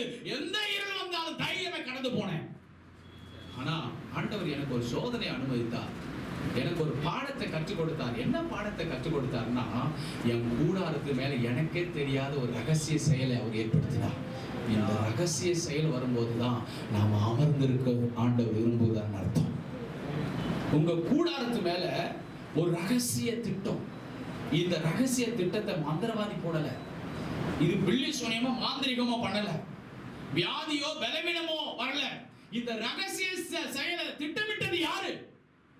தேவன். Praise the Lord. இது ஒரு பெரிய பரிசுத்தவானாகிய நீதிமானாகிய யோபுடைய வாழ்க்கையிலிருந்து கர்த்தர் நமக்கு கற்றுக் கொடுக்கிறார். பாருங்கள், வாசிகள் பார்க்கலாம். தேவனுடைய ரகசிய செயல் என் கூடாரத்தின் மேல் இருந்தது. ஹalleluya. இந்த ரகசிய செயல் யோபுடைய கூடாரத்தின் மேல் இருந்தது. கர்த்தர் வெளிப்படுத்தாம இருந்திருப்பாரு, கர்த்தர் யோபுக்கு சொல்லாம இருந்திருப்பாரு. கர்த்தர் சொப்பனன் மூலமாய் தரிசனம். ஏன்னா ஒரு நீதிமான் இல்ல, தேவனால் சாட்சி கொடுக்கப்பட்டவன் அல்ல. ஆனா யோபுவே இதை அண்டர்ஸ்டாண்டிங் பண்ணி கொள்ள முடியல. ஏன்னா இது தேவனுடைய ரகசிய செயல். யோபுவே இந்த பாதையில கடந்து போக ஆண்டவர் அனுமதி கொடுப்பாரானால் நீங்க நானே மாத்திரம் நாமும் இந்த ரகசிய செயலுக்கு தப்ப முடியாது. ஆகிலும் கர்த்தருடைய கரம் இந்த சூழ்நிலையிலும் நம்மேல் நன்மையாகவே வைக்கப்பட்டிருக்கும், தீமைக்காகவே கர்த்தர் வைப்பது இல்லை. எத்தனை பேர் விசுவாசிக்கிறீங்க? பிரியமான கர்த்தருடைய ஆபிரகாமை கர்த்தர் அழைக்கும் பொழுது, உன் வீட்டையும் உன்னுடைய தகப்பன் வீட்டையும் உன் இனத்தையும் விட்டு நான் காண்பிக்க தேசத்துக்கு புறப்பட்டு வா என்று கர்த்தர் போ என்று சொன்னார். ஆனால் லோத்துவை கர்த்தர் அழைக்கவே இல்லை. ஆமென். லோத்து தரிசனமே இல்லாம அழைப்பே இல்லாம ஆபிரகாம் கூட வந்துட்டான். நீங்க ஈசாக்க பாருங்க, ஆண்டவர் ஈசாக்க சொல்றாரு, நீ எகிப்துக்கு போகாமல் நீ எங்க போ, நீ இங்க இந்த பெலிஸ்தருடைய தேசத்திலேயே நீ இரு என்று கர்த்தர் சொல்றார். கர்த்தருக்கு ஸ்தோத்திரம். பாருங்க, இரண்டு பேருடைய வாழ்க்கையை பாருங்க. தரிசனமே இல்லாதவன் வாக்குவாதம் பண்ணி போனான். கர்த்தருக்கு ஸ்தோத்திரம். வாக்குவாதம் பண்ணி யாருங்க? லோத்து. ஆபிரகாமோடு கூட வாக்குவாதம் பண்றார். இப்ப தரிசனம் இல்லாதவங்க தரிசனம் உள்ளவங்களோட எப்போ வாக்குவாதம் பண்ணிட்டே இருப்பாங்க. உங்க வீட்டுக்குள்ள வாக்குவாதம் இருக்குதா? சிஸ்டர், பிரதர், நீங்க வாக்குவாதம் பண்ணாத நபரானால் உங்களுடைய வாழ்க்கையில வாக்குவாதத்தை உருவாக்குறார்களா? அப்போ வாக்குவாதம் பண்ணுகிறவர்களுக்கு என்ன இல்ல? தரிசனம் இல்ல. நீ லோத்து வாக்குவாதம் பண்ணினாலும் அதை விட்டு கொடுக்கிறார்கள் பார், அந்த தரிசனம் உள்ளவர்கள். தரிசனம் உள்ளவங்க தாங்க விட்டு கொடுப்பாங்க. தரிசனம் இல்லாதவர்கள் வாக்குவாதம் பண்ணிக்கிட்டே இருப்பாங்க. வாக்குவாதம் செஞ்சுக்கிட்டே இருப்பாங்க. நீங்க யார் என்பதை எனக்கு தீர்மானிங்க. நீங்க பொறுமையா இருக்கிறீங்களா? என்ன வாக்குவாதம் வந்தாலும் பொறுமையா இருக்கிறீங்களா? நீங்க தரிசனம் உள்ளவங்க. அதனால ஆபிரகாம் சொன்னார், நீ வலதுபுறம் போனா இடதுபுறம் போற, நீ இடதுபுறம் போனா நீ எந்த பக்கம் போய் நீ ஆசீர்வாதத்தை பெற்றுக்கொண்டாலும் எனக்கு கவலை இல்லப்பா. நான் ஒண்ணுமே இல்லைன்னா கூட பரவாயில்ல, எனக்கு தரிசனம் இருக்கிறது, என் மேல தேவனுடைய கரம் இருக்கிறது, என்னை அழைத்தவர் ஒருவர் இருக்கிறார். இந்த ஒரு நம்பிக்கை தரிசனம் உள்ளவனுக்கு கட்டாயம் உண்டு. ஆனா லோத் என்ன செஞ்சான் தெரியுமா? ஆதியாகமம் 13:10 அவன் அந்த சோதோம் கொமோரா பட்டணத்துக்கு எதிர்க்க கூடாரம் போட்டு, அந்த சோதோம் கொமோரா அவன் பார்வைக்கு எப்படி இருந்ததாங்க? கர்த்தருடைய தோட்டம், ஏதேன் தோட்டம் போல அவருக்கு காட்சி அளிக்குது. எல்லாரும் கவனிங்க, ஏதேன் தோட்டம் போல அவருக்கு என்ன இருக்கு? என்ன எப்படி காட்சி அளிக்குதுங்க? தோட்டம் போல, கர்த்தருடைய தோட்டம் போல. அது கர்த்தருடைய தோட்டம்னு அர்த்தம், தேவன் உலாவுகிறது போல அவருக்கு தெரியுது.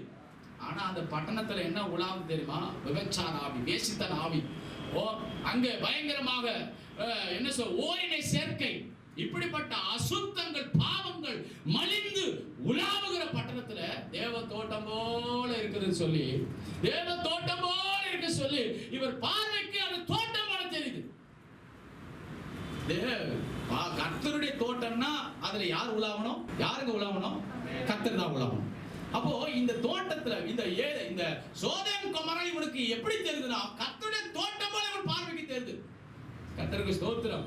ஆனா அங்க போய் பார்த்தா 13ஆம் வசனம் சொல்லுகிறது, வாசித்து பாரு. 12:13 வாசிங்க. சோதோமின் ஜனங்கள் பொல்லாதவர்களும் கர்த்தருக்கு முன்பாக மகா பாவிகளுமாய் இருந்தார்கள். இவருக்கு எது கர்த்தருடைய தோட்டம் போல தெரிஞ்சதோ அதைத்தான் ஆவியானவர் எழுதி வைத்திருக்கிறார். அது மகா பாவம் நிறைந்த மட்டமான இடம். கர்த்தருக்கு மகிமை உண்டாகட்டும். தரிசனம் இல்லாதவன் குருட்டு தன்மையாக போய் அகப்பட்டுக் கொண்டான். நீங்கள் இங்க பாருங்க, வாக்குவாதம் பண்ணி போனவன் இந்த லோத்து சிறைப்பிடிக்கப்பட்டுட்டான். வாக்குவாதம் பண்ணினவன் சிறைப்பிடிக்கப்பட்டுட்டான். ஆனா வார்த்தை நம்பி போன ஈசாக்கு பாருங்க, அந்த வருஷத்துல 100 மடங்கு ஆசீர்வதிக்கப்பட்டுட்டான். நீங்க வாக்குவாதம் பண்ணி சிறைப்பிடிக்கப்பட போறீங்களா, அல்லது வார்த்தையை நம்பி ஆசீர்வதிக்கப்பட போறீங்களா? வார்த்தையை நம்பி வந்தவர்களை கர்த்தர் ஒரு நாள் வெறுமையாய் வாழ்க்கையில வைத்ததே இல்லை. கர்த்தருடைய கரம் உண்மையில் தீமையாக அல்ல, நன்மையாக வைக்கப்பட்டிருக்கிறது. கர்த்தருடைய ஆவியானவர் கூட பேசுவாராக.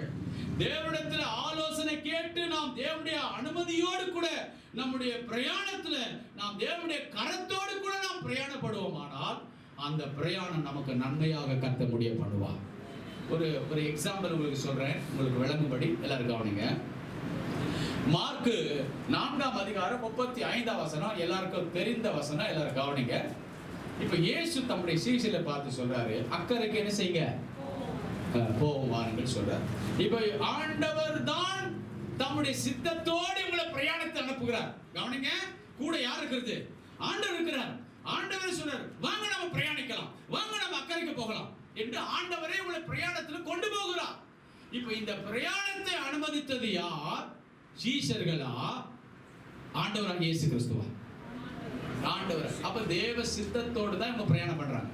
இப்போ தேவ சித்தத்தோடு பிரயாணம் பண்ணும்போது, ஆண்டவருடைய அனுமதியோடு பிரயாணம் பண்ணும்போது பிரச்சனையே வராது என்பது அல்ல. பிரச்சனை உண்டு, போராட்டம் உண்டு, யுத்தம் உண்டு, பலவிதமான பிரச்சனைகள், காரணமே இல்லாத காரியங்கள்லாம் வரும், வரத்தான் செய்யும். இவைகள்லாம் வந்தால் தானே கர்த்தருடைய கரம், கர்த்தர் உங்களோடு கூட இருப்பதை நீங்கள் நிரூபிக்க முடியும். இப்ப பாருங்க, இவங்க பிரயாணப்படுறாங்க. அந்த பிரயாணத்துல நடுக்கடலில் ஒரு பயங்கரமான புயல் வந்து விட்டது, சூறாவளி வந்து விட்டது. என்ன செய்வதென்றே தெரியவில்லை. இப்பொழுதுதான் யார் பிரயாணத்தை துவக்கினாரோ, பிரயாணத்துக்கு அனுமதி கொடுத்தாரோ, பிரச்சனையில முதலாவது வந்து நின்றவர் அவர்தான். வழங்குதா உங்களுக்கு? உங்க பிரயாணத்தை நீங்க உங்க பார்வைக்கு சலிப்பானபடி உங்க வாழ்க்கை பிரயாணத்தை நீங்க துவங்கினீங்கன்னா உங்க பிரச்சனைக்கு நீங்க காரணமா போயிடுவீங்க. உங்க பிரயாணத்தை கர்த்தர் துவங்குவார், ஆனால் உங்க பிரச்சனையை சால்வ் பண்ண கர்த்தர் காரணமா இருப்பார். எத்தனை பேர் விசுவாசிக்கிறீங்க? விளங்கிடுச்சுன்னு மாத்திர ஒரு ஆமென் சொல்லுங்க பார்க்கலாம். கர்த்தருடைய கரம் உங்க மேல வைக்கப்பட்டிருக்கிறது விசுவாசிக்கிறீங்களா? அது நன்மை செய்யணுமா தீமை செய்ய வேண்டுமா என்பது உங்க கருத்தில் தான் இருக்குது. அது உங்க கருத்தில் தான் இருக்குது. பாருங்க, இந்த ரூத்துடைய சரித்திர புஸ்தகத்தை வாசிக்கும் பொழுது தேவனுடைய கரம் நகோமியுடைய குடும்பத்துக்கு விரோதமாக எழும்பின போது அவள் தன் வாழ்க்கையில் கண்ட 3 மிக முக்கியமான காரியங்கள். கர்த்தருடைய கரம் நம்மேல், கவனிங்க, நன்மையாகத்தான் வைக்கப்படும், அது தீமைக்காக வைக்கப்படவில்லை. அப்படி கர்த்தருடைய கரம் அவள் மேல் அவளுக்கு விரோதமாய் எழும்பின போது அவள் கண்ட 3 காரியங்கள். எப்பொழுது விரோதமாய் எழும்பும்? நாம் கர்த்தரை தேடாத போது, நாம் கர்த்தரை விட்டுவிட்ட போது. இதை சொல்லுவதற்கு முன்பதாக ஒரு வசனத்தை நான் உங்களுக்கு சொல்லி 3 குறிப்புகளை உங்களுக்கு காண்பித்து விட்டு நான் கடந்து செல்கிறேன். சங்கீதங்களின் புஸ்தகம் 139ஆம் சங்கீதம் 5 முதல் 10 வசனங்கள் வரைக்கும் வாசிக்கலாம். முற்புறத்திலும் பிற்புறத்திலும் நீர் என்னை நெருக்கி உமது கரத்தை என்மேல் வைக்கிறீர். இந்த அறிவு, நல்லா கவனிங்க எல்லாரும். முற்புறத்திலும் பிற்புறத்திலும் நீர் என்னை நெருக்கி. ஆண்டவரை பார்த்து சொல்கிறார், நீர் என்னை நெருக்கி உமது கரத்தை என்மேல் வைக்கிறீர். இந்த அறிவு எனக்கு ரொம்ப ஆச்சரியமா இருக்கு. எப்படி இது? முன்னாடியே நெருக்கிறாரு, பின்னாடியே நெருக்கிறாரு, நான் உயிரோடு வாழ்கிறேனே, இது என்ன ஆச்சரியம்! இதே போன்ற சம்பவம் இன்னொருவருக்கு, என்னை போன்ற ஆண்டவரை அறியாத நபருக்கு வந்திருந்தா அவன் தற்கொலைக்கு போயிருக்கிறான், அவன் இல்லாமல் போயிருக்கிறான். ஆனா நான் இருக்கிறேனே, காரணம் என்ன? என் மேல் அந்த நெருக்கத்தில் அவருடைய கரத்தை வைத்திருக்கிறான். Praise the Lord. எத்தனையோ பேர் இப்படிப்பட்ட நெருக்கத்துல இன்றைக்கு இல்ல, உயிரோடு இல்ல. ஆனா நாம உயிரோடு இருக்கிறோம். காரணம் என்ன தெரியுமா?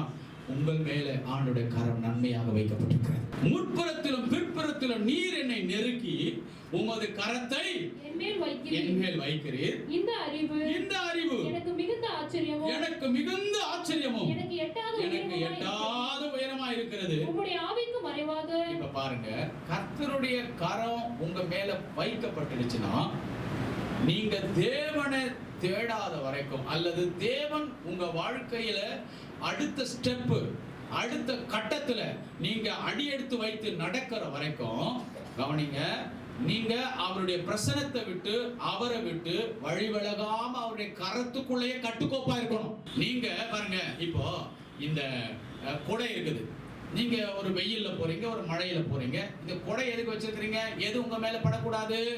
வெயில் படக்கூடாது. கொஞ்சம் கொடையை தூரம் எடுத்துட்டு நீங்க நடந்து போய் பாருங்க, எது உங்க மேல படும்? நீங்க எது படக்கூடாது அது பட்டுடும். அதே போல கர்த்தருடைய கரம் உங்க மேல் வைக்கப்பட்டிருக்கிறது.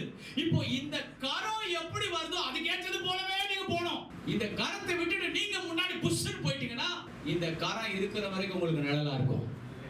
இந்த கரம் உங்களுக்கு மேல இருக்கிற வரைக்கும் உங்களுக்கு பாதுகாப்பா இருக்கும். இந்த கரத்தை விட்டுட்டு, இதனுடைய கண்ட்ரோலை விட்டுட்டு, இதனுடைய மறைவை விட்டுட்டு நாம் முன்பதாக முந்தி அடிச்சுட்டு ஓடுவோமானால், இந்த கரம் எப்படி நடத்தும்னா, இந்த கரத்தை தேடுனா அது உங்களை நடத்தும். அது வரைக்கும். அதனாலதான் பாருங்க, இந்த கரத்தை ஏன் முன்னாடி வைக்கிறாரு? நீ இஷ்டம் போல முன்னாடி ஓடிட கூடாதுப்பா, நீ இஷ்டம் போல பின்னாடி நீ பின்தங்கிட கூடாதுப்பா. அதனாலதான் முன்னையும் பின்னையும் வச்சு நெருக்கி மேலே என்ன வைக்கிறாராம்? ஆண்டவருடைய கரத்தை வைக்கிறார். கர்த்தருக்கு மகிமையுண்டாகட்டும்.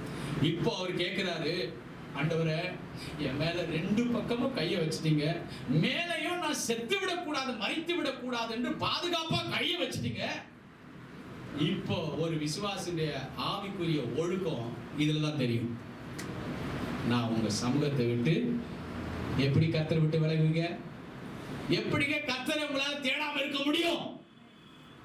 சொல்றாரு பாருங்க, அடுத்த வசனத்துல இருந்து பாருங்க, வாசிங்க. உம்முடைய ஆவிக்கு மறைவாக எங்கே போவேன்? நான் எங்கே போவேன்? உம்முடைய சமூகத்தை விட்டு எங்கே ஓடுவேன்? நீங்க உங்க கரத்தை என் மேல வச்சிருக்கிறதுனால உம்மை விட்டு என்னால ஒரு நாள் விலக முடியாது ஆண்டவரே.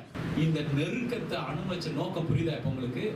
இந்த நெருக்கம் யாருக்கு இருக்கோ அவங்கள விட்டு கர்த்தர் விலகவே இல்லைன்னு அர்த்தம்.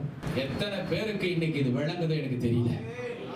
நீங்க யாரெல்லாம் பிரச்சனையோடு இருக்கீங்களோ உங்களுக்கு ஒண்ணு தெரியுமா? முன்னாடியும் பின்னாடியும் நெருக்க உங்களுக்கு ஒண்ணு தெரியணுன்றதுக்காக, நான் எங்க போக முடியல ஆண்டவரே, எதுவுமே செய்ய முடியல ஆண்டவரே, நான் எங்க போவேன்? நான் எங்க போனாலும் நீங்க இருக்கிறீங்க ஆண்டவரே. ஆமாம்பா, நீ எங்க போனாலும் என் ஆளுங்க, என் அனுமதி, என் பிரசன்னம், என் சமூகம் உன் கூடவே இருக்கிறது. நீங்க எதை பார்க்கும்படி பிசாசு உங்க கண்ணை திறக்கிறான் தெரியுமா? நீங்க எதை பார்த்திருக்கணும் தெரியுமா? நீங்க நெருக்கத்தை பார்க்கும்படி பிசாசு உங்க கண்ணை திறந்துடுறான். ஆனா எதை பார்க்கும்படி இந்த நெருக்கத்துல கர்த்தர் உங்க கண்ணை திறக்க விரும்புறாரு தெரியுமா? கர்த்தருடைய கரத்தை. இங்கதான் நாம மிஸ் ஆகிறோம், இங்கதான் நம்ம வழி மாறுறோம். ஐயோ நெருக்கம், ஐயோ பிரச்சனை, ஐயோ போராட்டம். இது நெருக்கம் எனக்கு தெரியும், இது உன்னால சமாளிக்க முடியாது தெரியும். அதுக்காகத்தான் முன்னும் பின்னாடி கண்ட்ரோல் பண்ணி உன்னை மீறி வரக்கூடாது, உன்னை பின்னாடி இருக்கக்கூடாது. மேல என் பலத்த கரத்தை வைத்து இந்த நெருக்கத்தை பார்க்க உனக்கு என் கரத்தை வைக்கவில்லை. இந்த நெருக்கத்துல என் கரமே உனக்கு பெரிதா இருக்க வேண்டும். அதற்காகத்தான் ஆண்டவர் தம்முடைய கரத்தை வைக்கிறார். ஆண்டவருடைய கரத்தை தாங்க நீங்க பார்க்கணும், நீங்க பிரச்சனை பார்க்காதீங்க. Praise the Lord. Praise the Lord. இப்போ உங்களுடைய கம்பெனில உங்களுக்கு ஒரு பெரிய பிரச்சனை வந்துருச்சு, உங்க வேலையில பெரிய பிரச்சனை வந்துருச்சு, பெரிய நெருக்கம் வந்துருச்சு, முன்னாடி நெருக்கம் பின்னாடி நெருக்கம் வந்துருச்சுங்க. என்ன செய்வீங்க? ஐயோ நல்ல வருமானமாச்சு, இந்த வருமானத்தை பாப்பீங்களா அல்லது அந்த நெருக்கத்தை பாப்பீங்களா? லாபத்தை பாப்பீங்களா? பிரச்சனை பாப்பீங்களா? எதை பாப்பீங்க? சொல்லுங்க, எதை பாப்பீங்க? பிரச்சனையை பார்த்து வேலையை விட்டுருவீங்களா? சொல்லுங்க, வேலையை விட்டுருவீங்களா? நீங்க என்ன வந்தாலும் சரி, எனக்கு ஒரு பலன் அங்க இருக்கிறது, அந்த பலனுக்காகத்தான் நெருக்கத்தை நீங்க பார்க்க மாட்டீங்க. Praise the Lord. விளங்குதா உங்களுக்கு? நிறைய பேர் எதை பார்க்கறாங்கடா? பிசாசு அவங்களுக்கு எதை திறந்து காட்டுறான் தெரியுமா? அவங்க அவிசுவாசம், அவங்களுடைய அவநம்பிக்கை அவங்களுக்கு எதை திறக்குது தெரியுமா? ஒரே பிரச்சனையா இருக்குது, ஒரே போராட்டமா இருக்குது, ஒரே குழப்பமா இருக்குது, வாழ்வதா சாவதா தெரியல. உங்க கண்ணை எதுல திறந்திருக்கு தெரியுமா? மாமிசத்துல திறந்திருக்கு. இன்னைக்கு கர்த்தர் உங்களுடைய மனக்கண்களை கர்த்தர் திறக்க விரும்புகிறார். ஆண்டவர் சொல்லிட்டார், நான் ஏன் முன்னாடி பின்னாடி நெருக்கி என் கையை வச்சிருக்கிறேன்னா, உன்னால இந்த பிரச்சனையில கடந்து போக முடியாதுன்னு எனக்கு தெரியும். அதனால அதை கடந்து போவதற்கு என் உதவி உனக்கு எப்போதும் இருக்கிறது என்பதை கர்த்தர் காட்டுகிறார். இதுல நீங்க கர்த்தருடைய கரத்தை தான் நீங்க பார்க்கணுமே தவிர உங்களுக்கு வருகிற நெருக்கத்தை நீங்க பார்க்க கூடாது. இந்த நெருக்கத்திலிருந்து உங்களால வர முடியுமா? வெளியே வர முடியாது என்பதற்காகத்தான் நெருக்கத்தையே தன் கண்ட்ரோல்ல வச்சிருக்கிறார், போராட்டத்தை தன் கண்ட்ரோல்ல வச்சிருக்கிறார், உன் பிரச்சனையை அவர் கையில வச்சிருக்கிறார். இப்போ வைக்கப்பட்டது யாருடைய கரம்? பிசாசின் கரமா உங்க மேல வைக்கப்பட்டிருக்கிறது? உங்க மேல தேவனுடைய கரம் அல்லவா வைக்கப்பட்டிருக்கிறது? அப்போ உங்களை ஆளுகை செய்வது யார்? அதனால தான் அவர் சொல்றாரு, நான் எங்கப்பா ஓடுவேன்? என் வாழ்க்கையை நீங்க சூழ்ந்து இருக்கிறீங்களே, நான் எங்க ஓடுவேன்? நான் பாதாளத்துல போனா அங்கே நீர் இருக்கிறீர், நான் வானத்துக்கு ஏறினா அங்கே இருக்கு. எங்க போனாலும் என் வாழ்க்கையில நீங்க இருக்கிறீங்கப்பா. ஏன்னா உங்க கரம் என் மேல இருக்கிறது. நான் எங்கேயும் தன்னிச்சையா போக முடியாது. இதான் ராஜா உள்ள இருக்கிறார் என்பதுக்கு அடையாளம். நான் எங்க போனாலும் நீங்க கூட இருக்கிறீர் ஆண்டவர். நான் எங்க போனாலும் இருக்கிறேன். நான் தன்னன் தனிமையில படுத்திருந்தாலும் அங்கே ஏணியில ஏறுகிறதும் இறங்குறதுமா இருக்கிறீர் ஆண்டவர். Praise the Lord. தேவனுடைய பரிசுத்த நாமத்துக்கு மகிமை ஸ்தோத்திரம் உண்டாவதாக. தேவனுடைய கரம் நன்மையாக வைக்கப்பட்ட தேவனுடைய கரம் நகோமிக்கு தீமையாக அந்த கரம் விரோதமாக எழும்பின போது அவள் வாழ்க்கையில அவள் 3 காரியத்தை கண்டாள். நான் அந்த காரியத்தை இன்றைக்கு பேச விரும்பவில்லை. அந்த காரியமும் நன்மைக்கு ஏதுவாகவே கர்த்தர் நடத்தினார் என்பதை உங்களுக்கு பிறகு விளக்கி காட்ட ஆவியானவர் உதவி செய்வாராக. நீங்கள் கர்த்தருடைய கவனிங்க, கர்த்தருடைய கரம் நன்மையாக வைக்கப்பட்டது. அது நமக்கு தீமையாக எப்பொழுது மாறினது என்றால், தேவனை தேடாமல் நாம் சரிபோன போக்கில் போனதுனால அது நமக்கு தீமையாக மாறினது. அதனால வந்த பின்விளைவுகள் 3 காரியம், அதையும் கர்த்தர் நகோமிக்கு நன்மைக்கு ஏதுவாக மாற்றி கொடுத்தார். அதைத்தான் உங்களுக்கு இன்னைக்கு சொல்லி உங்களை இங்கிருந்து ஆண்டவர் ஆசீர்வாதத்தோடு கூட அனுப்ப விரும்புகிறார். ஒரு சில நிமிடங்கள் வேகமாய் சொல்லுங்க. 3 காரியங்களை நகோமியுடைய வாழ்க்கையில ஆண்டவர் அவளுடைய தவறுதலினால அவள் தேவனுடைய கரத்தை நன்மையாக வைக்கப்பட்டதை தீமையாக அவள் மனம் போன போக்கில் தன்னுடைய பிரயாணத்தை பெத்லகேமில் இருந்து அவள் மோவாபுக்கு அவள் மனம் போன போக்கில் சரி போன போக்கில் ஆரம்பித்தபடினால அவள் சந்தித்த 3 பின்விளைவுகளில் ஒன்று, ரூத் 1ஆம் அதிகாரம் 5ஆம் வசனத்தினுடைய கடைசி பகுதியை பாருங்கள். அந்த ஸ்திரீ தன் குமாரர் இருவரையும் தன் புருஷனையும் இழந்து தனித்தவள். நம்பர் 1, அவள் தனித்தவளாய் மாறினாள். தேவனுடைய கரம் தீமைக்காக அல்ல நன்மைக்காக வைக்கப்பட்டிருக்கிறது. நகோமியே, எப்பொழுது கர்த்தருடைய கரம் உனக்கு நன்மையாக இல்லாமல் தீமையாக மாறினது? ஏன் தீமையாக மாறினது? பின்பு சொல்லுவான், மனம் போன போக்குல ராஜாதி ராஜா தேசத்துல இல்லை என்றாலும் எனக்குள் என் குடும்பத்துக்குள் ஒரு ராஜா இருக்கிறார் என்பதை மறந்து அவருடைய ஆளுகையில இல்லாமல் அவருடைய கரத்தை விட்டு விலகினதுனால வந்த தீமை அவர் எங்களுக்கு அவருடைய கரம் விரோதமாய் எழும்பினதுனால என் வாழ்க்கையில கண்ட முதல் சிறுமை என்னவென்றால் நான் தனித்தவளாய் மாறினேன். அவர் தனித்தவளா மாறிட்டான். எத்தனை பேருக்கு தனி நபரா இருந்து ரொம்ப கஷ்டப்படுறேன். நான் தனியாக இருக்கிறேன், தனி நபரா நான் கைவிடப்பட்டுட்டேன். கவனிங்க. இரண்டாவதாக ரூத் 1:20 வாசித்து பாருங்கள். ரூத் 1ஆம் அதிகாரம் 20ஆம் வசனம். அதற்கு அவள், நீங்கள் என்னை நகோமி என்று சொல்லாமல், நீங்கள் என்னை நகோமி என்று சொல்லாமல் மாறாள் என்று சொல்லுங்கள், மாறாள் என்று சொல்லுங்கள், சர்வ வல்லவர், சர்வ வல்லவர் எனக்கு மிகுந்த கசப்பை கட்டளையிட்டார். இரண்டாவதாக அவர் சந்தித்த காரியம் என்ன தெரியல, கசப்புள்ளவளாக மாறினார். கவனிங்க எல்லாரும், இதெல்லாம் சத்தியம், இதெல்லாம் வேத வசன சத்தியங்கள். இவர்கள் எப்படி கர்த்தர் நன்மையாய் மாற்றினார் என்பதை உங்களுக்கு வேகமாய் சொல்லிக் கொடுக்க கர்த்தர் உதவி செய்வாராக. கவனிங்க, அவள் தனித்தவளாய் போனால். இரண்டாவது, அவள் வாழ்க்கையில கண்ட அந்த இரண்டாவது காரியம் என்னவென்றால், அந்த பின்விளைவு என்னன்னா, அவள் கசப்பு உள்ளவளாக மாறினாள். நகோமின்னா என்ன அர்த்தம் தெரியுமா? நகோமி என்ன அர்த்தம் தெரியுமா? இனியவள், இனிமையானவள். ஆங்கிலத்தில் சொன்ன ஸ்வீட்டி. எத்தனையோ ஆயிரக்கணக்கான வருஷத்துக்கு முன்னாடி ஸ்வீட்டின்னு பேர் வச்சுட்டாங்க. என்ன பேருங்க? ஆமா, கர்த்தருக்கு ஸ்தோத்திரம். ஸ்வீட்டி என்ற பேரு என்னவா மாறிடுச்சு? ஆமா, கசப்புள்ளவளா, பிட்டர்னஸ், கசப்புள்ளவளா மாறிட்டான்.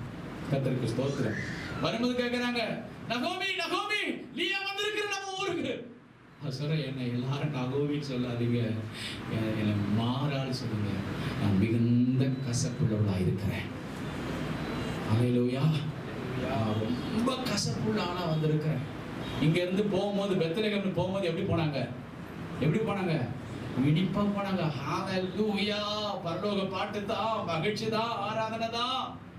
ஆனா போய் திரும்ப வரும்பொழுது, ஐயோ தேவ ஜனமே, சொல்லுங்க, நான் ரொம்ப கசப்புள்ளவளா வந்திருக்கிறேன், ரொம்ப கசந்து போய் வந்திருக்கிறேன். கர்த்தருக்கு ஸ்தோத்திரம். மூன்றாவதா பாருங்க, அதே அதிகாரத்தில் 1ஆம் அதிகாரத்தில் 21ஆம் வசனம். வேகமாய் வாசிங்கள். நான் நிறைவுள்ளவளாய் போனேன், நான் நிறைவுள்ளவளாய் போனேன், கர்த்தர் என்னை வெறுமையாய் திரும்பி வர பண்ணினார். கர்த்தர் என்னை வெறுமையாய், வெறுமை. இங்க இருந்து போகும்போது இந்த அம்மா எப்படி போனாங்க? கர்த்தருக்கு ஸ்தோத்திரம். இங்க இருந்து போகும்போது கூட்டமா போனாங்க, ஆனா திரும்ப வரும்போது தனியால வந்தாங்க. நிழலை விட்டுட்டாங்க, கர்த்தருடைய கரத்தை விட்டுட்டு தான் அதை கரம் போகிற பாதையிலேயே போயிருந்தா காப்பாற்றப்பட்டிருப்பாங்க. கரத்தை விட்டுட்டாங்க, இப்ப திரும்பி வரும்போது தனியால வர. தேவனுடைய கரம் இவளுக்கு விரோதமாக எழும்பின போது இவள் தனித்தவளாய் மாறினாள். இரண்டாவதாக கசப்புள்ளவளாய் மாறினாள். மூன்றாவது வெறுமையானவளாக மாறினாள். ஆனா ஒரு நேரம் வந்தது, அவள் மனம் திரும்பினாள். அவள் ரொம்ப வேதனைப்பட்டாள். கர்த்தருக்கு ஸ்தோத்திரம். அவள் ரொம்ப பாதிக்கப்பட்டாள். அப்பொழுது அவருடைய வாழ்க்கையில ஒரு வார்த்தை, ரூத் 1:6 கொஞ்சம் வாசித்து பாருங்க. கர்த்தர் தம்முடைய ஜனங்களை சந்தித்து, கர்த்தர் தம்முடைய ஜனங்களை சந்தித்து அவர்களுக்கு ஆகாரம் அருளினார் என்று அவள் மோவாப் தேசத்திலே கேள்விப்பட்டு தன் மருமக்களோடு கூட மோவாப் தேசத்திலிருந்து திரும்பி வரும்படி எழுந்து. கவனிங்க, எப்படி வரும்படி? இப்ப இவ எழுதுகிறார், மோவாப் என்கிற அருவருப்புல இருந்து இவ மனம் திரும்பி வரும்படி எழுந்தான். இவ மனம் திரும்புறான். இவ மறுபடியுமா தேவனுடைய கரம் எங்க இருக்கோ அங்க போறான். தேவனுடைய கரத்தை எங்க மிஸ் பண்ணிட்டுமோ அங்க வரான். தேவனுடைய கரம் நமக்கு எப்ப விரோதமாய் மாறினது அந்த பழைய நினைவுக்கு வரா. வந்த உடனே அவன் மனம் திரும்பின உடனே அவள் வாழ்க்கையில தேவனுடைய இரக்கம் திரும்பவும் அவளுக்கு முளைக்கிறது. கர்த்தருக்கு ஸ்தோத்திரம் உண்டாவதாக. என்ன நடக்கிறது? 4ஆம் அதிகாரம் 14ஆம் வசனத்தை வாசித்து பாருங்கள். 4ஆம். அப்பொழுது ஸ்திரீகள் நகோமியை பார்த்து சுதந்திரவாளி அற்று போகாமல் இருக்கும்படிக்கு இன்று உனக்கு தயவு செய்த கர்த்தருக்கு ஸ்தோத்திரம். அல்லேலூயா. யார் தயவு செய்ததா? தனித்தவளாய் இருந்தவளுக்கு இப்போ ஒரு பெரிய ஆசீர்வாதம் வந்தது. ஹalleluya. அவளுடைய மருமகள் ரூத்துக்கு திருமணம் நடக்கிறது. அவளுக்கு ஒரு பிள்ளை பிறக்கிறது. அது மாத்திரமல்ல, ஒன்றுமே இல்லாத வெறுமையாய் இருந்த இந்த நகோமி இப்போ பெரிய ஆஸ்திக்காரனுக்கு மாமியார மாறிட்டா. கர்த்தருக்கு ஸ்தோத்திரம். அப்ப இவ வாழ்க்கையை பாருங்கள், கர்த்தர் பெரிய மேன்மைக்கு நேர கொண்டு போயிட்டாரு. கர்த்தருடைய கரம் ஒரு நாளில விரோதமா இருந்தது. அதனால தனித்தவளானால், கசப்புள்ளவளானால், வெறுமையா இருந்தால். ஆனால் ஒரு நாள் மனம் திரும்பினால், மனஸ்தாபப்பட்டால், ஐயோ பெத்லகேமிலே ஆண்டவர் ஜனங்களை சந்திக்கிறாராமே என்று பெத்லகேமுக்கு அவள் வந்தாள். தேவ பிரசன்னத்துக்கு வந்தாள். கர்த்தருடைய கரம் இருக்கிறதுக்கு வந்தாள். அப்பொழுது என்ன நடந்தது? அவள் வாழ்க்கையில தேவனுடைய தயவு அவள் மேல் இறங்க ஆரம்பித்தது. அல்லேலூயா. பாருங்க, அந்த தேவ தயவு என்ற வார்த்தை இந்த அதிகாரம் இந்த ரூத் சரித்திர புத்தகத்துல பல முறை வருதுங்க. தயவு தயவு என்ற வார்த்தை. ஆனா 3 முறை கர்த்தருடைய தயவு என்ற வார்த்தை இந்த ரூத்துடைய சரித்திர புத்தகத்துல 1ஆம் அதிகாரம் 8வது வசனம் வாசிங்க. நகோமி தன் 2 மருமக்களை நோக்கி, நீங்கள் இருவரும் உங்கள் தாய் வீட்டுக்கு திரும்பி போங்கள். மரித்து போனவர்களுக்கும் எனக்கும் நீங்கள் தயவு செய்தது போல கர்த்தர் உங்களுக்கும் தயவு செய்வாராக. இங்க பாருங்க, நகோமி சொல்றா, கர்த்தர் உங்களுக்கும் என்ன செய்வாராக. அப்ப இந்த அம்மாக்கு தெரியும், இப்போ கசப்பாதான் இருக்கிறாங்க, இந்த அம்மா வெறுமையாதான் இருக்கிறாங்க, இந்த அம்மா தனித்தாதான் இருக்கிறாங்க. ஆனா உள்ள ஒரு நம்பிக்கை இருக்குது, கர்த்தர் தயவு செய்வார், கர்த்தர் தயவு செய்வார், கர்த்தர் தயவு செய்வார். Praise the Lord. ஆண்டவருக்கு மகிமை ஸ்தோத்திரம். கசப்போடு தான் இருக்கிறீங்க, தனியால தான் இருக்கிறீங்க, வெறுமையோட தான் இருக்கிறீங்க. ஆனா உள்ள இருந்து ஒரு வாய்ஸ் வருது, கர்த்தர் எனக்கு தயவு செய்வார், கர்த்தர் என் நிலைமையை மாற்றுவார் என்ற உள்ள உனக்குள்ள ஒரு குரல் வருகிறதை நான் விசுவாசிக்கிறேன். 2ஆம் அதிகாரத்தை பாருங்க. 2ஆம் அதிகாரத்துல அவள் தயவை குறித்து அங்க சொல்லுகிறார் பாருங்கள். ஆண்டவருக்கு மகிமை ஸ்தோத்திரம் உண்டாவதாக. நீங்கள் வாசித்து பாருங்கள். 2ஆம் அதிகாரம் அதுல 19 நினைக்கிறேன். வாசிங்க. அப்பொழுது அவருடைய மாமி எங்கே கதிர் பொறுக்கினார். 20 வாசிங்கம்மா. அப்பொழுது நகோமி தன் மருமகளை பார்த்து உயிரோடு இருக்கிறவர்களுக்கும் மரித்தவர்களுக்கும் தயவு செய்கிற போதுங்க. இங்கேயும் அவள் வாயால சொல்றா, உயிரோடு இருக்கிறவர்களுக்கும் மரித்தவர்களுக்கும். அப்ப மரித்தவங்களுக்குள்ள, அவருடைய 2 குமாரர்களுக்குள்ள, அவருடைய கணவர் எலிமெலேக்குள்ள என்ன இருந்தது? தேவ திட்டம் நிறைவேறாமல் பாதியிலே முடிச்சிட்டாங்க வாழ்க்கைய. அப்போ இவள் என்ன ஒரு நம்பிக்கை வைக்கிறா, உயிரோடு இருக்கிறவர்களுக்கும் எனக்கும் என் மருமகள் ரூத்துக்கும், உயிரோடு இருக்கிற எங்களுக்கும், மரித்த என் குடும்பத்தின் மக்களுக்குள்ளாக நிறைவேற்ற வேண்டிய காரியத்திற்கும் தேவன் தயவு செய்வார் என்கிற நம்பிக்கை அவளுக்கு இருந்தது. பிரைஸ் எல்லாம். தேவன் என்ன செய்வாரா? தயவு செய்வார். கர்த்தருக்கு ஸ்தோத்திரம். தேவன் தயவு செய்கிறவர் என்பதை இங்க நகோமி தெளிவாக அறிந்து வச்சிருந்தா. அவள் கசப்புள்ளவள் தான், அவள் வெறுமையானவள் தான், அவள் தனித்தவள் தான். ஆனா அவளுக்குள்ள ஒரு நம்பிக்கை, விசுவாசம் இருந்தது, தேவன் எனக்கும் தயவு செய்வார். எப்போ இந்த நம்பிக்கை வந்ததுன்னா மனம் திரும்பின பிறகுதான். மோவாபில இருந்து எழுந்து எங்க போறா? பெத்லகேமுக்கு மனம் திரும்பின போதுதான் இந்த வெளிச்சம் கிடைக்குது. இந்த வெளிச்சம் சாதாரணமா கிடைக்காது. இந்த வழி சாதாரணமா, இதுவரைக்கும் இந்த வழி பூட்டப்பட்டிருந்தது. இன்னைக்கு தான் இந்த வழி இவளுக்கு திறக்கப்படுது. எப்பமா இந்த வழி திறந்தது? நான் மனம் திரும்பினேன், மோவாபை விட்டு எழும்பினேன், நான் பெத்லகேமுக்கு பிரயாணப்பட ஆரம்பித்தேன். அப்பொழுது தேவன் எனக்கு தயவு செய்வார். ஹல்லேலூயா. இப்பொழுது 4:14 வாசனம் பாத்தீங்களா? வாசிங்க பார்க்கலாம். அப்பொழுது ஸ்திரீகள் நகோமியை பார்த்து, சுதந்திரவாளி அற்று போகாதபடிக்கு இன்று உனக்கு தயவு செய்த கர்த்தருக்கு ஸ்தோத்திரம். ஹல்லேலூயா. அங்க தயவு செய்வாராக. இங்க கம்ப்ளீட் பண்றாரு, தயவு செய்த கர்த்தர் என்று கர்த்தருக்கு ஸ்தோத்திரம் என்று இங்க முடிக்கிறார்கள். ஆண்டவருக்கு ஸ்தோத்திரம். அங்க செய்வாராக. மூன்றாவதாக இங்க முடிக்கிறார்கள் ஜனங்கள், உனக்கு தயவு செய்த கர்த்தருக்கு ஸ்தோத்திரம். ஆமென். உங்களுடைய தனிமை நிறைவடைய போகிறது. எத்தனை பேர் விசுவாசிக்கிறீங்க? தனித்தவளாய் வந்திருக்கிறாயா? தனித்த நபராய் இருக்கிறீர்களா பிரதர் சிஸ்டர்? ஹல்லேலூயா. உனக்கு தயவு செய்கிற கர்த்தருக்கு ஸ்தோத்திரம் என்று நீ சொல்ல போகிறாய். உன் கசப்பு மாற போகிறது, உன் வெறுமை மாற போகிறது. இதைத்தான் ரோமர் 8:28 வாசிக்கிறோம். வாசிக்க வேண்டாம், நேரம் இல்லை, நான் வசனத்தை சொல்லி விடுகிறேன். அந்த வசனம் என்ன சொல்லுங்க? அன்றியும் அவருடைய தீர்மானத்தின்படி அழைக்கப்பட்டவர்களாய் அவரிடத்தில் தேவனிடத்தில் அன்பு கூறுவர்களுக்கு சகல நன்மைக்கு ஏதுவாகவே நடக்கிறது. பிரதர், நீ ரட்சிக்கப்பட்ட நபராய் இருப்பாயானால், நீ தேவனுடைய அன்பில இழுக்கப்பட்ட நபராய் இருப்பாயானால், நீ இயேசு கிறிஸ்து ரத்தத்தினால பாவங்களால கழுவப்பட்டு அவருடைய பிள்ளையாய் இருப்பாயானால், உன் வாழ்க்கையில உன் தவறு நிமித்தம் நீ வழிமாறி போய் உன் வாழ்க்கையில சில சிறுமையை நீ கண்டாலும் கூட நீ மனம் திரும்பி வருவாயானால், தேவன் சகலத்தையும் உனக்கு நன்மைக்கு ஏதுவாக மாற்ற வல்லவராய் இருக்கிறார்.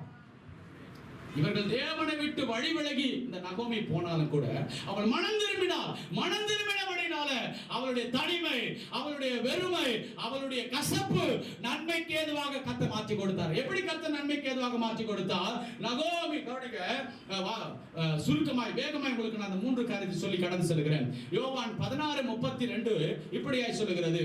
யோவான் 16ஆம் அதிகாரம் 32ஆம் வசனம் வாசிங்கள் பார்க்கலாம். யோவான் எழுதின சுவிசேஷ புத்தகம் 16:32.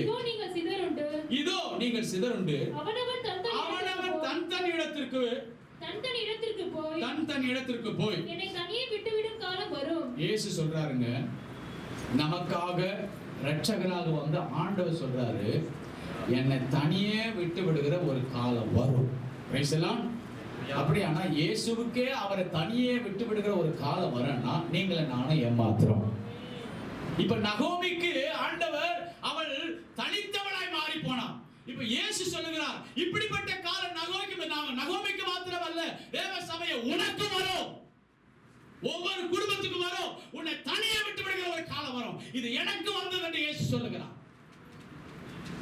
உன்னை தனியே விட்டு விடுகிறார். யாரோ ஒருவர் தனிமையாக்கப்பட்டதுனால, யாரோ ஒருவர் உன்னை தூரப்படுத்ததுனால, உன்னை 4 சுவத்துக்குள்ள வைத்ததுனால அவர்கள் சபிக்கப்பட்டவர்களோ, அவர்கள் தேவனால் புறக்கணிக்கப்பட்டவர்களோ அல்ல. ஆண்டவர் அதை நன்மைக்கு ஏதுவாக திருப்புகிறதை பாருங்கள். அதை நன்மையாக கர்த்தர் மாற்றுகிறார். ஏன் தெரியுமா நன்மையா மாற்றுகிறார்? இந்த இடத்துல ஆண்டவரை சொல்லுகிறார், என்னை தனியே விட்டு விடுகிற காலம் வரும். ஹல்லேலூயா. ஒரு காலம் இயேசுவுக்கே வரும் என்று சொல்வாரானால் இங்க இருக்கிற அத்தனை பேருக்கு வரும். ஆனா ஒன்று, தனியே விட்டு விடப்படும் போது தேவனுடைய கரம் என்னை தனியே விட்டு விடாது. அல்லேலூயா. அதைத்தான் அங்க சொல்லுகிறார் பாருங்க, வாசிங்கள்.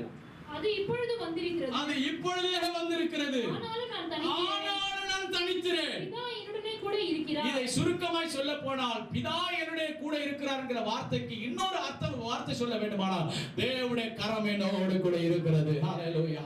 அவர் என்னை தனியே விட்டு விட மாட்டார். நான் தனித்திருக்கிற நபராக ஒரு காலத்தில் இருந்தேன், இப்பொழுது இல்லை. நான் எப்பொழுது தனித்திருக்கிறேன் என்று சொன்னேன் என்றால், என்னுடைய உறவுகள் என்னை விட்டு போனார்கள், என்னை விட்டு பொருளாதாரம் போனது, என்னை விட்டு எல்லாம் போனது. அதனால் நான் தனித்திருந்தேன். ஆனா இப்போ நான் தனித்திருக்கிற நபர் அல்ல. ஏனென்றால் பரலோகத்தின் தேவன் என் மேல தமது கரத்தை வைத்திருக்கிறார். இப்ப சொல்லுங்க, நீங்க தனியாளா? இனிமே நான் தனியா இருக்கிறேன், நான் ரொம்ப தனியா இருக்கிறேன்னு இனிமே நீங்க சொல்லவே கூடாது. இப்ப யாருடைய கரம் உங்க மேல வைக்கப்பட்டிருக்கு? சத்தமா சொல்லுங்களேன். நீ சொல்லணும், நானும் தேவனும் ஒன்றா இருக்கோம். அல்லேலூயா. நானும் பரலோகமும் ஒன்றா இருக்கிறோம். நானும் ஆண்டவருடைய வார்த்தை ஒன்றா இருக்கிறோம். நானும் தேவ பிரசன்னமும் இணைந்திருக்கிறோம். கர்த்தருக்கு மகிமை ஸ்தோத்திரம் உண்டாவதாக. பாருங்க, 3 வசனத்தை சொல்ற குறிச்சிட்டு வாசிக்க நேரம் இல்ல. வெளிப்படுத்தின விசேஷம் 1:9 அப்போஸ்தலனாகிய யோவான் பத்மு தீவில தனித்து விடப்பட்டிருந்தார். எப்படிங்க? நீங்க எப்படி கர்த்தர் சகலத்தின் நன்மைக்கு ஏதோ மாற்றுகிறார் என்பதை உங்களுக்கு சொல்லிக் கொடுக்கிறேன். பாருங்க, தனித்து இருந்தார். தனித்தவளாய் இந்த நகோமி மாறினது நன்மைக்கு ஏதுவா கர்த்தர் மாற்றி கொடுத்தார். எப்படின்னா, தனித்திருக்கும் போதுதான் அப்போஸ்தலனாகிய யோவான் பத்மு தீவுல தேவ சத்தத்தை காதால கேட்டாரு. Praise the Lord. மரித்தேன், ஆனாலும் இதோ சதா காலங்களிலும் நான் உயிரோடு இருக்கிறேன். பாருங்க, எப்படி கர்த்தர் தனித்த அந்த வேலையை கூட, தனிமையாக்கப்பட்ட வேலையை கூட, தனித்த நபராக மாற்றப்பட்ட சூழலில் கூட ஆண்டவர் அதை நன்மைக்கு ஏதுவாக எப்படி மாற்றி கொடுக்கிறாரோ, அது தேவ சத்தத்தை கேட்கிற சூழ்நிலையை கர்த்தர் மாற்றி கொடுக்கிறார். உலகத்திற்கு எல்லா சத்தமும் அடங்கி உங்க வாழ்க்கையை இனி வாழவே கூடாது என்ற முடிவுக்கு வரும்போது ஒரு சத்தம் உங்களை தேடி வரும். அதுதான் உங்களை வாழ வைக்கிற தேவ சத்தம். பத்மு தீவுல தனித்திருந்தே சாக வேண்டும் என்று ரோம அரசாங்கம் திட்டம் போட்டு அவனை கடலுக்கு நடுவில் இருக்கிற தீவுல கொண்டு போய் விட்டார்கள். எந்த தீவுல கொண்டு போய் விட்டாலும் கர்த்தர் அப்போஸ்தலன் யோவானை விட்டு பிரியவே இல்லை. ஆண்டவருடைய கரம் அவனோடு கூட இருந்தது. அல்லேலூயா. எத்தனை பேர் விசுவாசிக்கிறீங்க? சொல்லுங்க, என்னுடைய தனித்திருக்கிற நேரத்தை நான் தேவ சத்தம் கேட்கிற நேரமாக கர்த்தர் மாற்றி தருவார். அல்லேலூயா. எத்தனையோ தனிமையின் வேளையில தாங்க தெளிவாக தேவனுடைய சத்தத்தை கேட்டிருக்கிறாங்க. நீங்க ஆண்டவரை தெளிவா புரிந்து கொண்ட நேரம் எது தெரியுமா? தனிமையில. முடியுமா? அது உலகத்தான் இனிமை காண முடியாது. ஆனால் தேவனோடு இருக்கிற தேவ பிள்ளைகள் தனிமையில தான் நிறைய தெளிவான காரியங்களை கற்றுக்கொள்கிறார்கள். Praise the Lord. கர்த்தருடைய கரம் அவளுக்கு இருக்கிறது. பாருங்க, தானியேல் 10ஆம் அதிகாரம் 8ஆம் வசனம் சொல்லுகிறது. தானியேல் சொல்றாங்க, நான் தனித்திருந்து நான் மாத்திரம் அந்த தரிசனத்தை கண்டேன். கவனிங்க, நீங்க தனித்த நபராய் விடப்படும் போது தேவ சத்தத்தை மாத்திரம் அல்ல, நீங்க தனித்து நபராய் காணப்படும் போது தேவ தரிசனத்தை கர்த்தர் உங்களுக்கு காண்பிக்கிறார். சகலத்தை நேர்த்தியாய் கர்த்தர் உங்களுக்கு சகலத்தை நன்மைக்கு ஏதுவா மாற்றுகிறாரா இல்லையாங்க? பாருங்க, அடுத்தது இன்னொரு வசனம். அப்போஸ்தலர் 9ஆம் அதிகாரம் 6 முதல் 9 வசனங்களை வாசித்து பாருங்க. அப்போஸ்தலனாகிய பவுல் அந்த யூதாவின் வீட்டுக்குள்ள தனித்து கிடந்தான். அவன் 3 நாள் புசிக்கல, 3 நாள் பேசல, 3 நாள் அவன் என்ன செய்யலங்க, பார்வையே கிடையாது. அவன் கூட யாருமே இல்ல, தனித்து கிடக்கிறான் அந்த வீட்டுல, குருடனா. இப்போ அந்த வீட்டுக்குள்ள யார் வருதுன்னா, தேவ திட்டத்தை அந்த தனித்திருக்கிற வேலையெல்லாம் தெரிஞ்சுக்கிட்டான். சொல்றாரு, நீ புறஜாதிகளுக்கும் நீ இஸ்ரவேலின் ராஜாக்களுக்கும், ஆமென், அடுத்தது தேவ ஜனங்களுக்கும், அதாவது யூத ஜனங்களுக்கும் நீ என்னுடைய நாமத்தை அறிவிக்கிறதுக்காக நான் தெரிந்து கொண்ட பாத்திரம்னு எப்போ தேவ திட்டத்தை தெரிஞ்சுக்கிட்டான் தெரியுமா? தனித்திருக்கிற வேலையில தான். ஹல்லேலூயா. நீங்க தனித்திருக்கிற வேலையில தான் ஆண்டவர் தம்முடைய சத்தத்தை உங்களுக்கு தொனிக்க பண்ணுவார். நீங்க தனிமையாக்கப்பட்ட வேளையில தான் ஆண்டவர் உங்களுக்கு தரிசனங்களை தருவார். நீங்கள் தனிமையாக்கப்பட்ட வேளையில தான் உங்களுக்கு தேவ திட்டம், எதிர்கால திட்டத்தை கர்த்தர் உங்களுக்கு வெளிப்படுத்துவார். எத்தனை பேர் விசுவாசிக்கிறீங்க? எத்தனை பேர் விசுவாசிக்கிறீங்க? எலியா சொல்லுகிறான், நான் ஒருவன் மாத்திரம் தான் இருக்கிறேன் ஆண்டவரே, எல்லாரும் ஆண்டவரே எல்லாரும் செத்து போயிட்டாங்க, நான் ஒருத்தன் தான் மீதி இருக்கிறேன். பா, உன்னை நான் தனித்து ஏன் விட்டேன் தெரியுமா? என் வல்லமையை பலிப்படுத்துற நீ காட்டுவதற்காக. அப்படி தனித்து விடப்பட்டவங்க தான் தேவனுடைய வல்லமையை உலகத்திலே காண்பிக்கிறவர்களாய் மாறுகிறார்கள். பிரதர் சிஸ்டர், உங்களை ஏன் ஆண்டவர் இப்படிப்பட்ட தனித்த ஒரு சூழ்நிலையை தள்ளினா தெரியுமா? உங்களை கொண்டு ஆண்டவர் பாழாக்கப்பட்டிருக்கிற எல்லா பலிபீடங்களை செப்பனிட்டு தேவனுடைய வல்லமையை பூமியில கொண்டு வந்து காண்பிப்பதற்காகவே இந்த தனிமையான சூழ்நிலை கர்த்தர் அனுமதித்திருக்கிறார். இந்த தனிமையை நீ உபயோகப்படுத்திக்கொள். கர்த்தர் சகலத்தையும் நன்மைக்கு ஏதுவார். இந்த தனிமை உன்னை அழிப்பதற்காக அல்ல, உன்னை உன் வாழ்க்கையை நாசப்படுத்துவதற்காக அல்ல, இந்த தனிமை உன் வாழ்க்கையை மேன்மைப்படுத்துவதற்காக. இரண்டாவதாக, ரூத்துடைய வாழ்க்கை எப்படி சகலத்தையும் கர்த்தர் நன்மைக்கு ஏதுவா மாற்றினார் தெரியுமா? அவருடைய வாழ்க்கையில கசப்புள்ளவளா மாறினார். இது ரொம்ப முக்கியமானது. ஒரு சில நிமிஷத்துல உங்களுக்கு நான் சொல்லி முடிக்கிறேன், கவனிங்க. கசப்பு. இந்த நகோமியுடைய வாழ்க்கை ஆரம்பத்துல ரொம்ப இனிப்பா இருந்துச்சு. ஆனா போக போக இந்த அம்மாவுக்கு என்ன வந்துருச்சுங்க? சொல்லுங்களேன். கசப்புள்ள கசப்புனா கசப்பு, அப்படி கசப்பு. தலையில இருந்து பாதம் வரைக்கும் என்ன ஆயிட்டாங்க? அந்த அம்மாவை பார்த்தாலே ஸ்வீட்டு, ஏ ஸ்வீட்டு, ஏ ஸ்வீட்டி அப்படின்னு கூப்பிட வேண்டிய அம்மா இப்ப யாரா மாறிட்டாங்க? தலையில இருந்து பாதம் வரைக்கும் யாரா மாறிட்டாங்க? ஒரே கசப்பு. பாகற்காயை விட கசப்பு. கர்த்தருக்கு மகிமை ஸ்தோத்திரம் உண்டாகட்டும். கவனிங்க, இந்த சகலத்தையும், இந்த கசப்பையும் இனிமையாக நன்மையாக மாற்ற நம்முடைய தேவனால் முடியும். இந்த கசப்பு கூட அவருடைய வாழ்க்கையில நன்மைக்கு ஏதுவாக கர்த்தர் மாற்றி விட்டாருங்க. எப்படி கேட்கிறீங்களா? பைபிள்ல ஒரு சம்பவம் இருக்கு மறைவா, கவனிங்க. இஸ்ரவேல் ஜனங்கள் அந்த நாட்கள்லாம் பார்த்தீங்கன்னா கூடார பண்டிகை வரும்போது என்ன செய்வாங்களாம், மோரியா என்கிற ஒரு தேசம், ஒரு மலை, அந்த மலையில அதை குறித்து அங்க ஆதியாகமம் 22ஆம் அதிகாரத்தில் இருக்கு. அந்த மலைக்கு மேலதான் அவங்க கூடார பண்டிகை கொண்டாடுவதற்கான மரக்கிளைகளும் மரங்களும் மரக்கனிகளும் அதிகமா செழிப்பா இருக்கிற தோட்டம் எங்க இருக்குன்னா அந்த மோரியா மலையில தான் இருக்குமா. அப்போ இஸ்ரவேல் மக்கள், யூதர்கள் எல்லாரும் கூடார பண்டிகை 7 நாள் கொண்டாடுவாங்க. அப்ப எல்லா கனிகளும் பூக்களும் எல்லா மரங்களும் கிளைகளும் கொண்டு வந்து கூடாரத்தை போடுவாங்க. அதுக்குரிய எல்லா தேவையும் எங்க இருக்குன்னா அந்த மோரியா மலையில தான் இருக்கு. இப்படி எல்லாரும் போய் தங்களுக்கு தேவையான எல்லா மரத்தையும் வெட்டி எடுத்துட்டு வருவாங்களாம். ஆனா அதே மலையில, அதே தோட்டத்துல ஒரே ஒரு சின்ன செடியை போன்ற ஒரு மரம் இருக்குமா. செடியை போன்ற ஒரு மரம் இருக்குமா. ஆனா அதனுடைய கிட்ட போனீங்கன்னா யாரும் அதை யூஸ் பண்ணவே மாட்டாங்களாம். அது அதாவது மொக்குல இருந்து அப்படியே துளிர்ல இருந்து வேறு வரைக்கும் அப்படியேப்பட்ட கசப்பாம். கசப்புனா கசப்பு, அப்படிப்பட்ட கசப்பு. எல்லாரும் எல்லா மரத்தையும் யூஸ் பண்ணுவாங்களாம், ஆனா இந்த ஒரு மரத்தை யூஸ் பண்ணவே மாட்டாங்களாம். அது ரொம்ப வேதனையா இருக்குமா. யூதர்கள் தங்களுடைய சரித்திரத்துல ஒரு ஓமையாக இந்த மரத்தை பற்றி அவர்கள் கட்டுரை எழுதியிருக்கிறார்கள். இது தன் வாழ்க்கையில அப்படியே வெசனப்பட்டு இந்த மரம் தானாவே கசப்பா மாறிடுச்சான். எல்லாரும் பயன்படுறாங்களே, எல்லாரும் ஆசீர்வதிக்கப்படுறாங்களே, எல்லாரும் உபயோகப்படுறாங்களே, என்ன மட்டும் யாரும் தொட மாட்டாங்கன்னு சொல்லி இப்படியே அது தன்னுடைய இலையில இருந்து நுனியில இருந்து அடி வேறு வரைக்கும் கசப்புனா கசப்பு, அப்படிப்பட்ட கசப்பு. அந்த மரத்துக்கு பேர் தான் மர் அப்படின்னு சொல்லுவாங்க. மர் என்கிற ஒரு மரம்.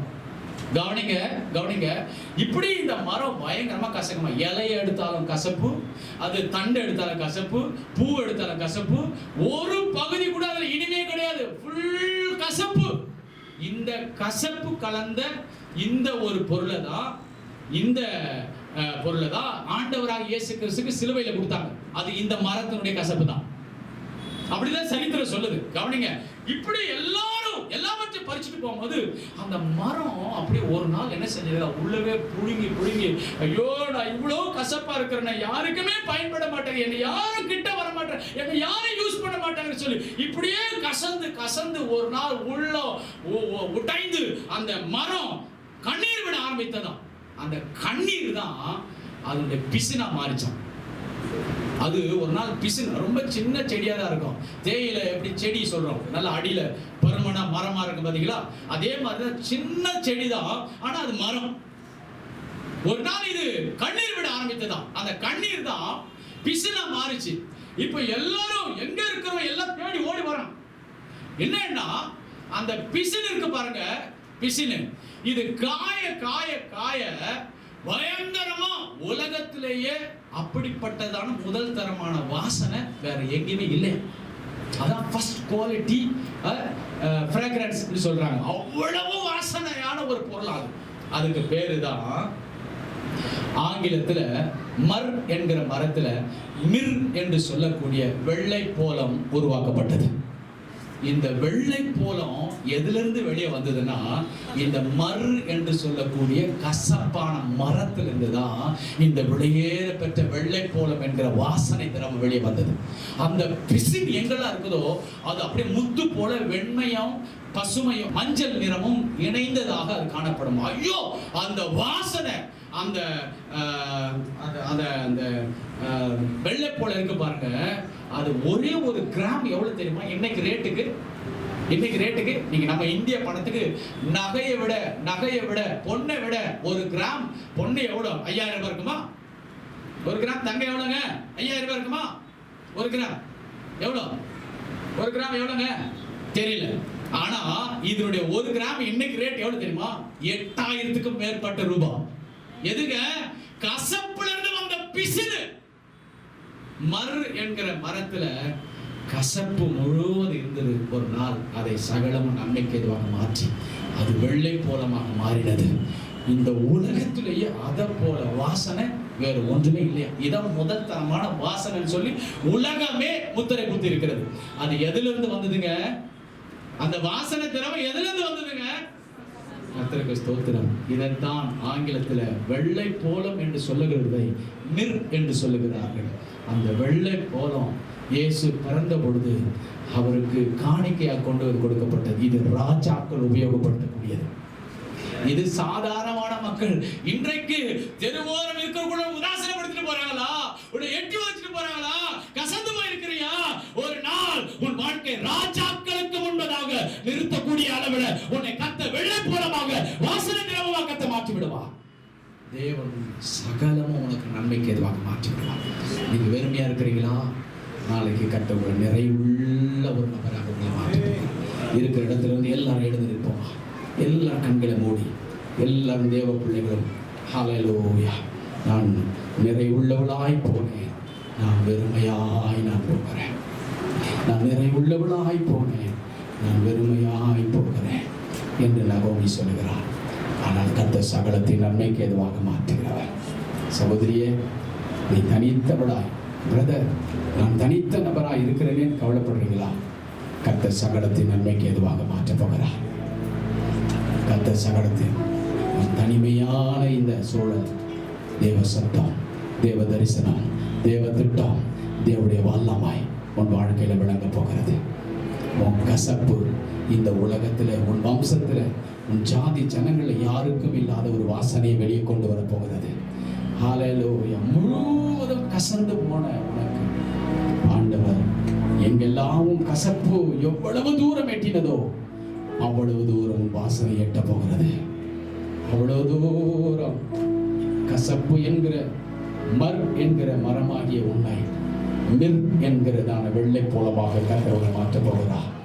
உன்னில ஒரு பெரிய உலகமே போற்றக்கூடிய வாசனை, என் இயேசு கிறிஸ்துடைய பிறப்புக்கு வந்த வாசனை, என் இயேசு கிறிஸ்து அவரை குறித்து இப்படியாக உன்னத பாட்டில் சொல்லப்பட்டிருக்கிறது. என் நேசர், ஹல்லேலூயா. ஒரு வார்த்தை இப்படியாக உன்னத பாட்டில் எழுதப்பட்டிருக்கிறது. அந்த வசனத்தை மாத்திரம் நான் உங்களுக்கு வாசித்து காண்பித்து விடுகிறேன்.